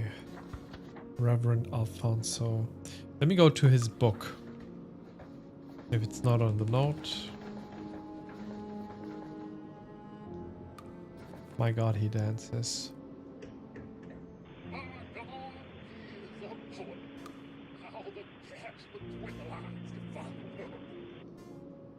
Oh, it does say here. Why? Look. Okay. I am very tolerant about the game's design decisions, which you have to be, I think, for Inkle games. But also, why in some cases where I haven't put together the notes already show a fact, and why didn't it pick up this one, which is more like on the nose? I think this is an oversight. They should have put that in the note, no?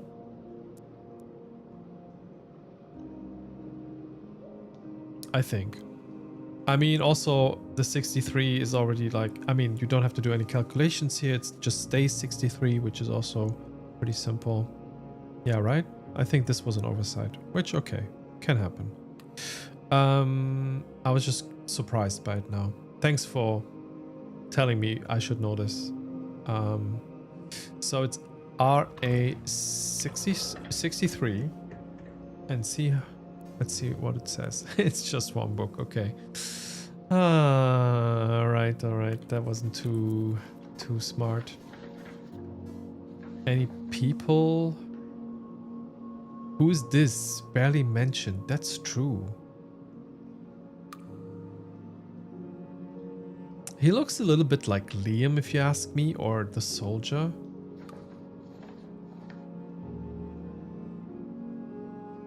Okay.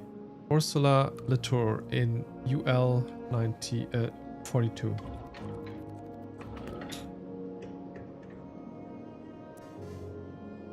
It's the only book. All right then. What else do we have?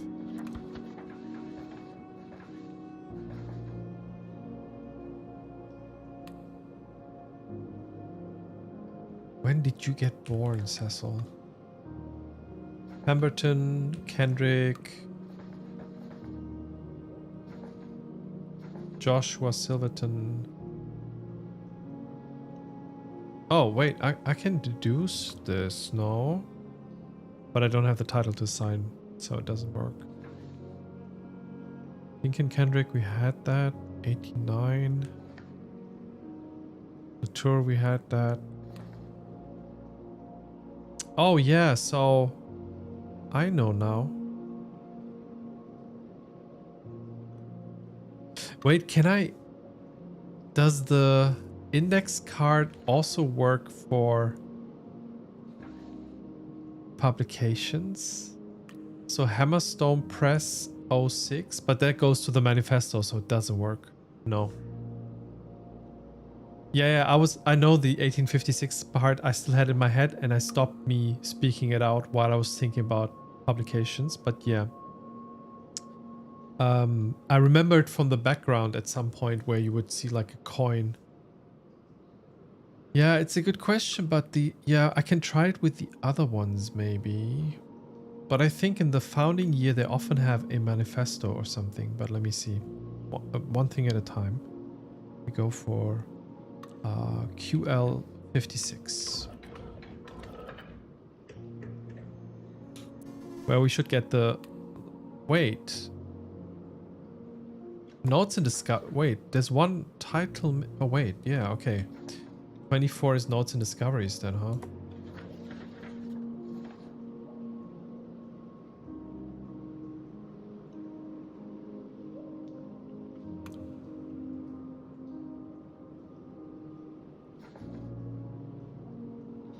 Notes and discoveries. I didn't see that before. Remember that gaps contain more substance than pillars. Review early text for lacunae. Review Pemberton, she saw it all. Folding over 19 lines as structure. Remember that gaps contain more substance than pillars. Review early texts for lacunae. Review Pemberton, she saw it all. Folding over knotting. Lines as structure. Okay. You weirdo. Alright, so I was going to question the other question about... Okay, let me go into my notes, check if...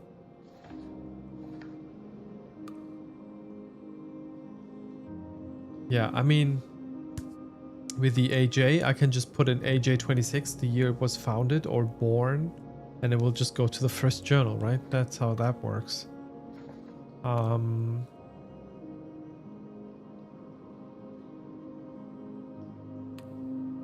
There's something about the Rampaging Christ thing that maybe works.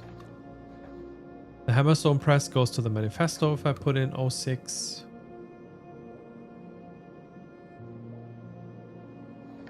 What if I put in IA 03? Like the year of Joshua Silverton, but also the pseudonym doesn't work. Oh wait, pseudonyms. Does Alice have one? That could be. Literary Review, which I don't know the title of. Pinkin we had.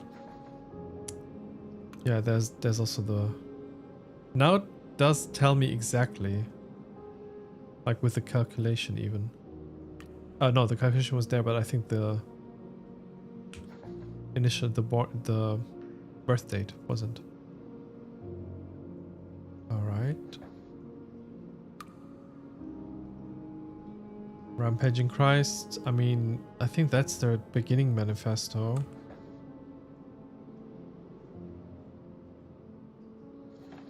Yeah. We've done that.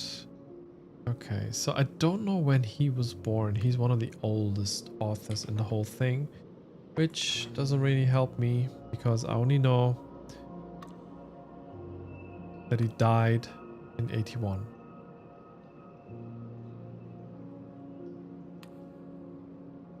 Okay, did I do this?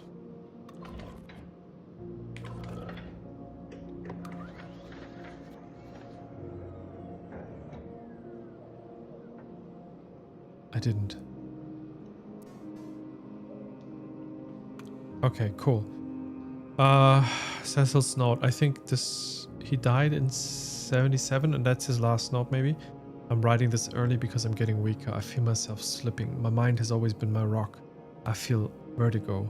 At first, I thought a book had poison on the pages, as in the tales of Duban from AG-04 and AD-45 too. But no, it is more serious than that. I know from my research that words create a potential which can be realized. That is why the books in the archive are destroyed as they are ingested. That's why this machine must be kept secret. These books may be studied cautiously, yes, but they must not be closely observed. Okay. How has it come to this? All for one man whose mind I never respected anyway? It is the height of foolishness. The correct pattern for life was so plain for all to see. All I had to do was conform to it.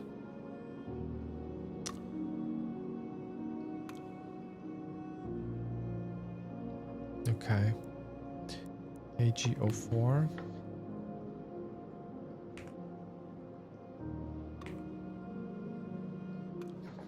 And AD-45.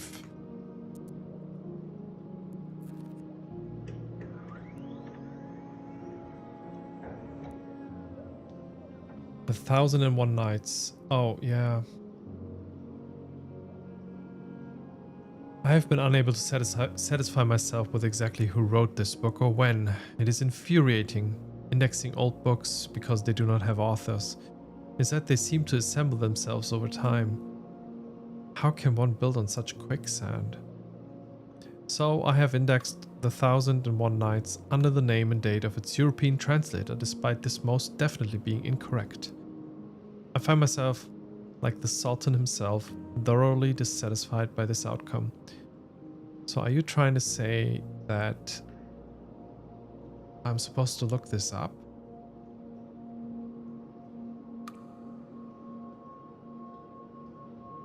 No, it's already in the AG. That's, I guess... Alistair Gromwell. I don't know who translated this.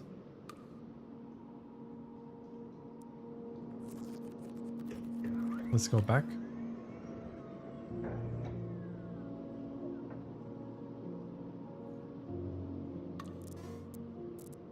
The other book, AD-45.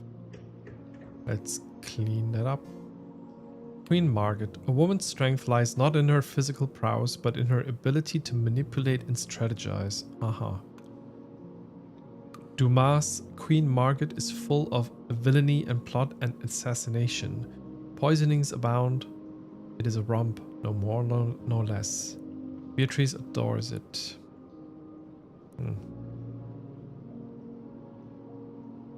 Oh, it was by a French guy, Antoine Galland, from an Arabic text of the Syrian Recension and other sources. Yeah, it's like a collection of stories. There was, I think, I'm not even sure if it was...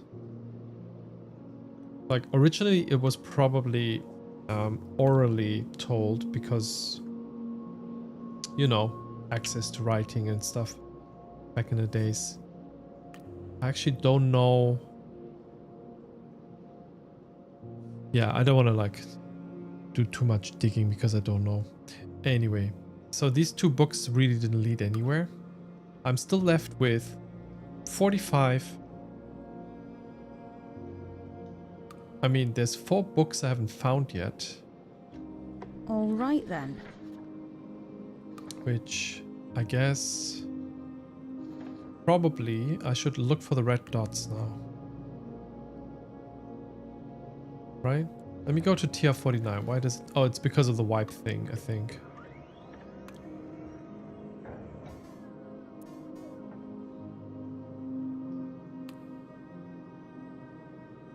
Okay, let's see. Let's go to the Alice in Wonderland one. Okay. Why is it still red? There's a link missing, right? A little faster, said a whiting to a snail. There's a porpoise close behind us and he's treading on my tail. See how eagerly the lobsters and the turtles all advance. They are waiting on the shingle. Will you come and join the dance? Yeah, that's the card that was issued. Okay, so let me think about this. This must work. I have to find a way to... All its important contributors, though usually under their own name. So with Alice, it didn't do the own name. Why? What did it do instead? Did it do Moonbear? So I tried that, I think. Because that should be M-O...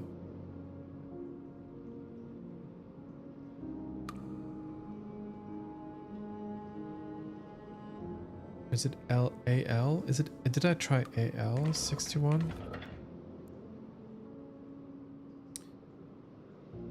Yeah, it would be an own name. I'm just stabbing in the dark. I don't know.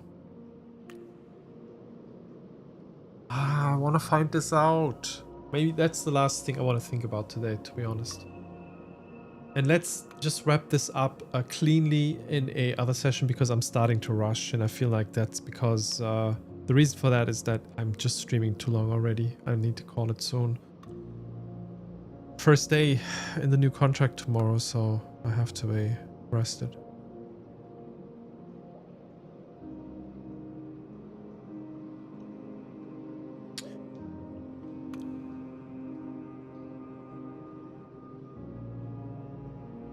I mean, it might be the name of the mother, or the father, or the brother, whatever, but I guess the parents would make sense.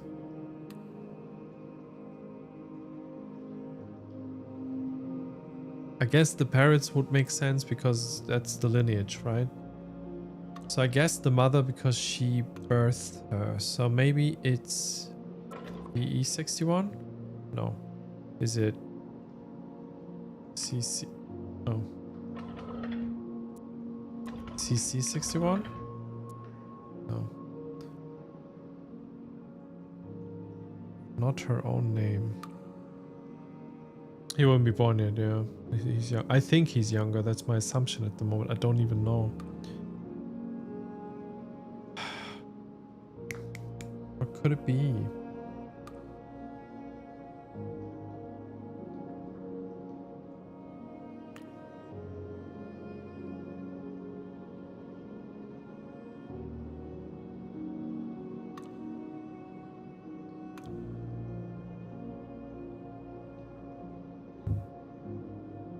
Wow.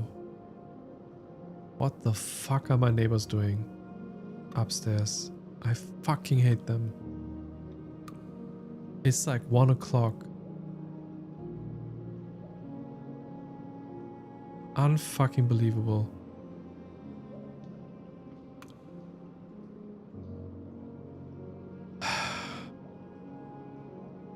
Okay, so I don't think that Moonbear would count as an own name because that's an attributed name by her father, right? So that's like a nickname. That's like a...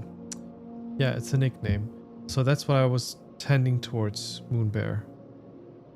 That's how I understood the distinction between own name and not own name. What else could it be?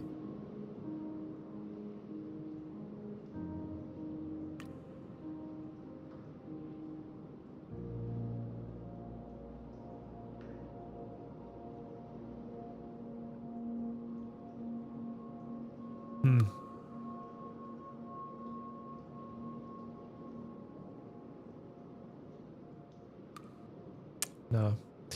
I feel like I have to give up for today. Because I get frustrated at the moment and I don't want to end the game on a frustrated feeling. Did we take some... Right then. Yeah, we solved that. There's actually EK-08, 09, I mean.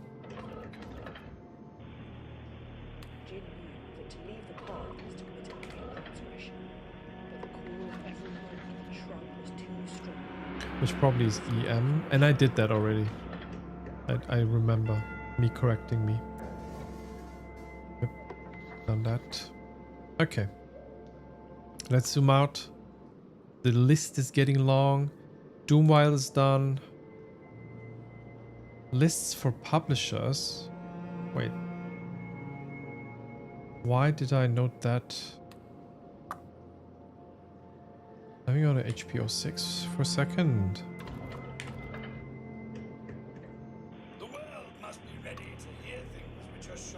It's which are this one. transgressive, which upset and undermine our Oh, understanding list is capitalized.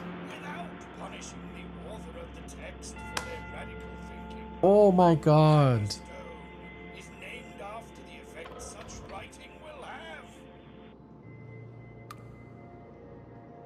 Is it 5-7? I only realized that list is capitalized now. God damn it. It's I'm happy though. I'm happy about this. Okay, because that actually helps us find out the whatchamacallit, the literary review. So if I go for, also, is that all clear? Yeah. Let me go for the Academicalist journal and see if it has something similar. Yeah, that would have been a good nudge, yeah. Okay, so how do I get to like this? Via the red dot? We seek not to be a reflection of what is produced, but rather a beacon, showing what ought. Oh wait, is it always the initial one that carries the list because it's like a birth certificate kind of situation? Maybe that's why you were saying earlier. Good question. It's the list is appended to the document that is the initial one.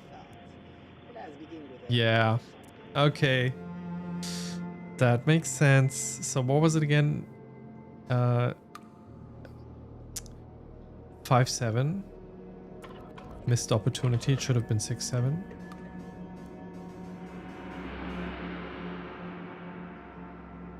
Thank you, thank you.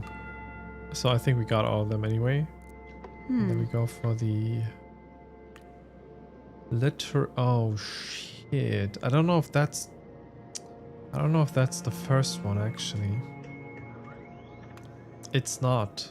I'm fairly certain it's not.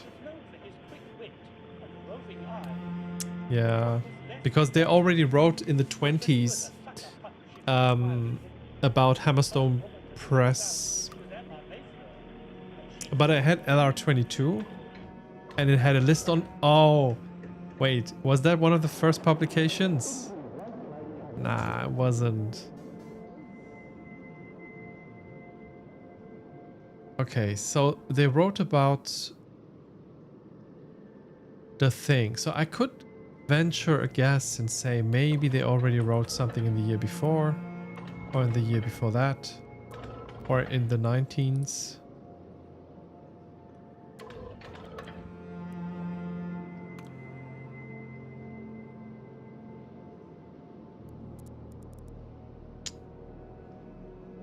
What does it say?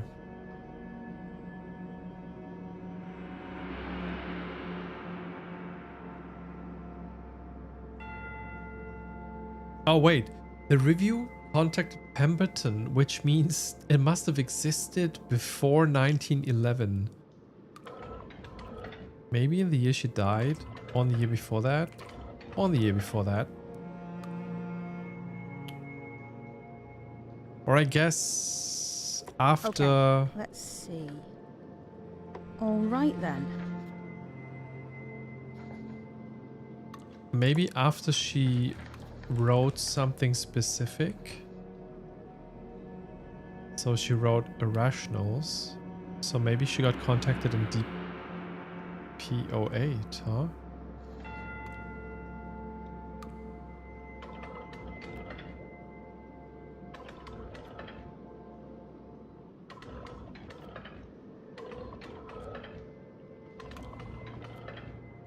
Shit.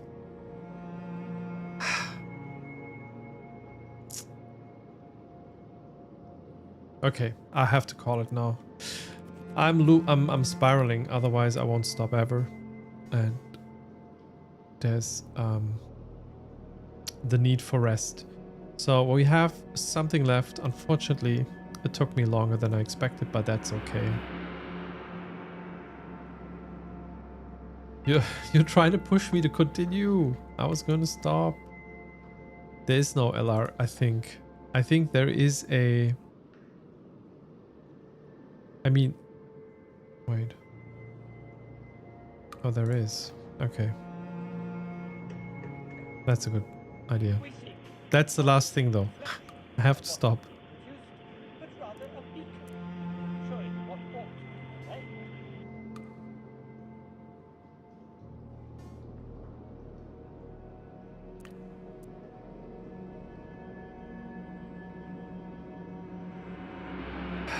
obeyed. He says something about creating a separate entry, but I have to pass that again next time with a clear head. So let me write that down.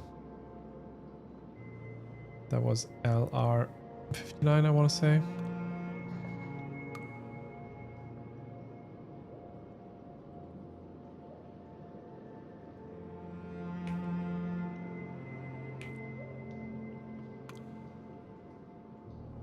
There's also something in the text, but I have to stop. I really have to stop. I already overextended by half an hour, and I really have to. I'm really sorry. It just feels like just rushing at the moment. I gotta finish it in a short, hopefully, sweep in the start of the next stream, which will probably be a stream where I will continue with this, trying to 100% it, and then hopefully it won't take too long. And then afterwards, maybe have a little bit of discussion and then go into playing a bit more Silksong again. But I really have to stop. Sometimes it, like, the timelines and the time itself, it doesn't really align the way you want it to. I would have loved to end this today, but I'm already overextending and I still haven't finished it, so that makes things really strugglesome. But yeah, I mean, I have to say, towards the end, you nudged quite a lot already, Kolenchkin, which tells me that it might have taken me longer by myself. But also, yeah, we've been streaming for playing at least for 3.5 hours, streaming for 4. And taking into account the whole day that I had, I understand that my brain is not keeping up anymore. But yeah. Thanks for the streamy from the lurk. Thanks for being here. Appreciate you lurking. Noch eine Session? Nice. Ich glaube, ich brauche auch noch eine Weile. Du versuchst auch 100%, ne? Komplett. Ja. It's such a good game, but also, why is it taking me so long? I guess, I mean, I still heavily believe that playing this without reading out loud, without stream, just focusing in on the things, just clicking and focusing, probably makes it faster. But also, I would be curious to hear, are you taking notes? Did you take notes, Koranchka, when you played it? Like manual notes, or did you just rely within the game on the note system? It's quite surprising how much content there is. Yeah, I mean, it seems like the game also placed quite a few books, just actual books from like real books, which always, it feels like the system works like if you find a real book, it somehow links back to something relevant if you read the appended note. But I would assume that there are quite a few real books that they put in here. Oh, you just used in-game notes. Yeah. I think my note-taking system didn't really... Well, it kind of helped with the to-dos and some of the facts that I stitched together, which probably are also in the notes in the game. But I think the complexity that I went to wasn't necessary here. I was just like thinking blueprints.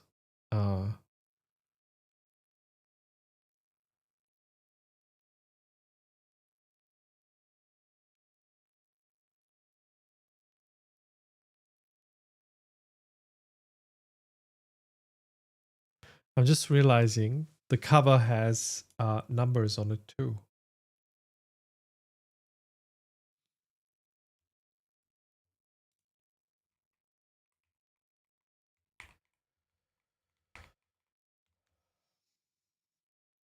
Man braucht schon einen großen mentalen Arbeitsspeicher für das Game, vor allem weil die ganzen Log-Einträge und Notizen nirgends gespeichert werden, aber die enthalten ja Hinweise. Genau. Und das habe ich versucht ein bisschen auszulagern, indem ich mir diese Dinge aufschreibe. Aber ich habe dann auch gemerkt, dass wenn ich das nicht akkurat während des Streams mache, dass ich dann den VOD nochmal gucken muss, was ich dann jedes Mal gemacht habe nach dem Stream, außer beim zweiten. Aber beim ersten, jetzt beim dritten Stream, habe ich jedes Mal danach den VOD nochmal durchgeguckt und mir Notizen gemacht. But doing it all in a single session helped a lot with not needing notes. That also makes sense, yeah. If you like stick to it and you take your time, that also helps. Definitely. Also, I guess it's quite a bit dependent on how long you take to figure out some of the more. That's also true, yeah. I mean, if you find the index cards pretty early on, that also helps a lot. Absolutely.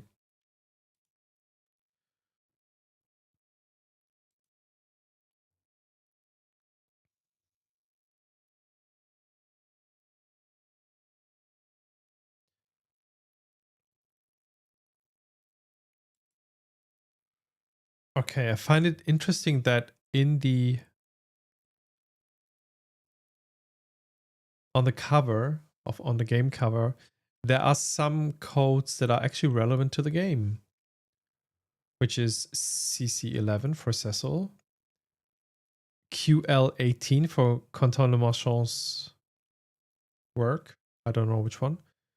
We have LA57 for Last, and ES92, which should be break codes by Emma, which they already tell you on the thing, on the tin, even. All right, peeps, this is it for today. Thanks for being here. I really wish I wouldn't have to work tomorrow, but I have to pay rent, so I have to work. Is that revisions actually? Okay. That is fitting. Okay, so where do we rate to today? I guess because I want to save time, we're going to do a quiet rate, and I'll drop you all off in Yasmin's stream. If you can, please leave your browser tab open if you leave your computer running anyway. Don't mute the stream. You can mute the tab if you like. And by that, we are supporting Yasmin's ad revenue, which helps support people in Palestine and also Lebanon. As always, let's do that for a quiet rate for today.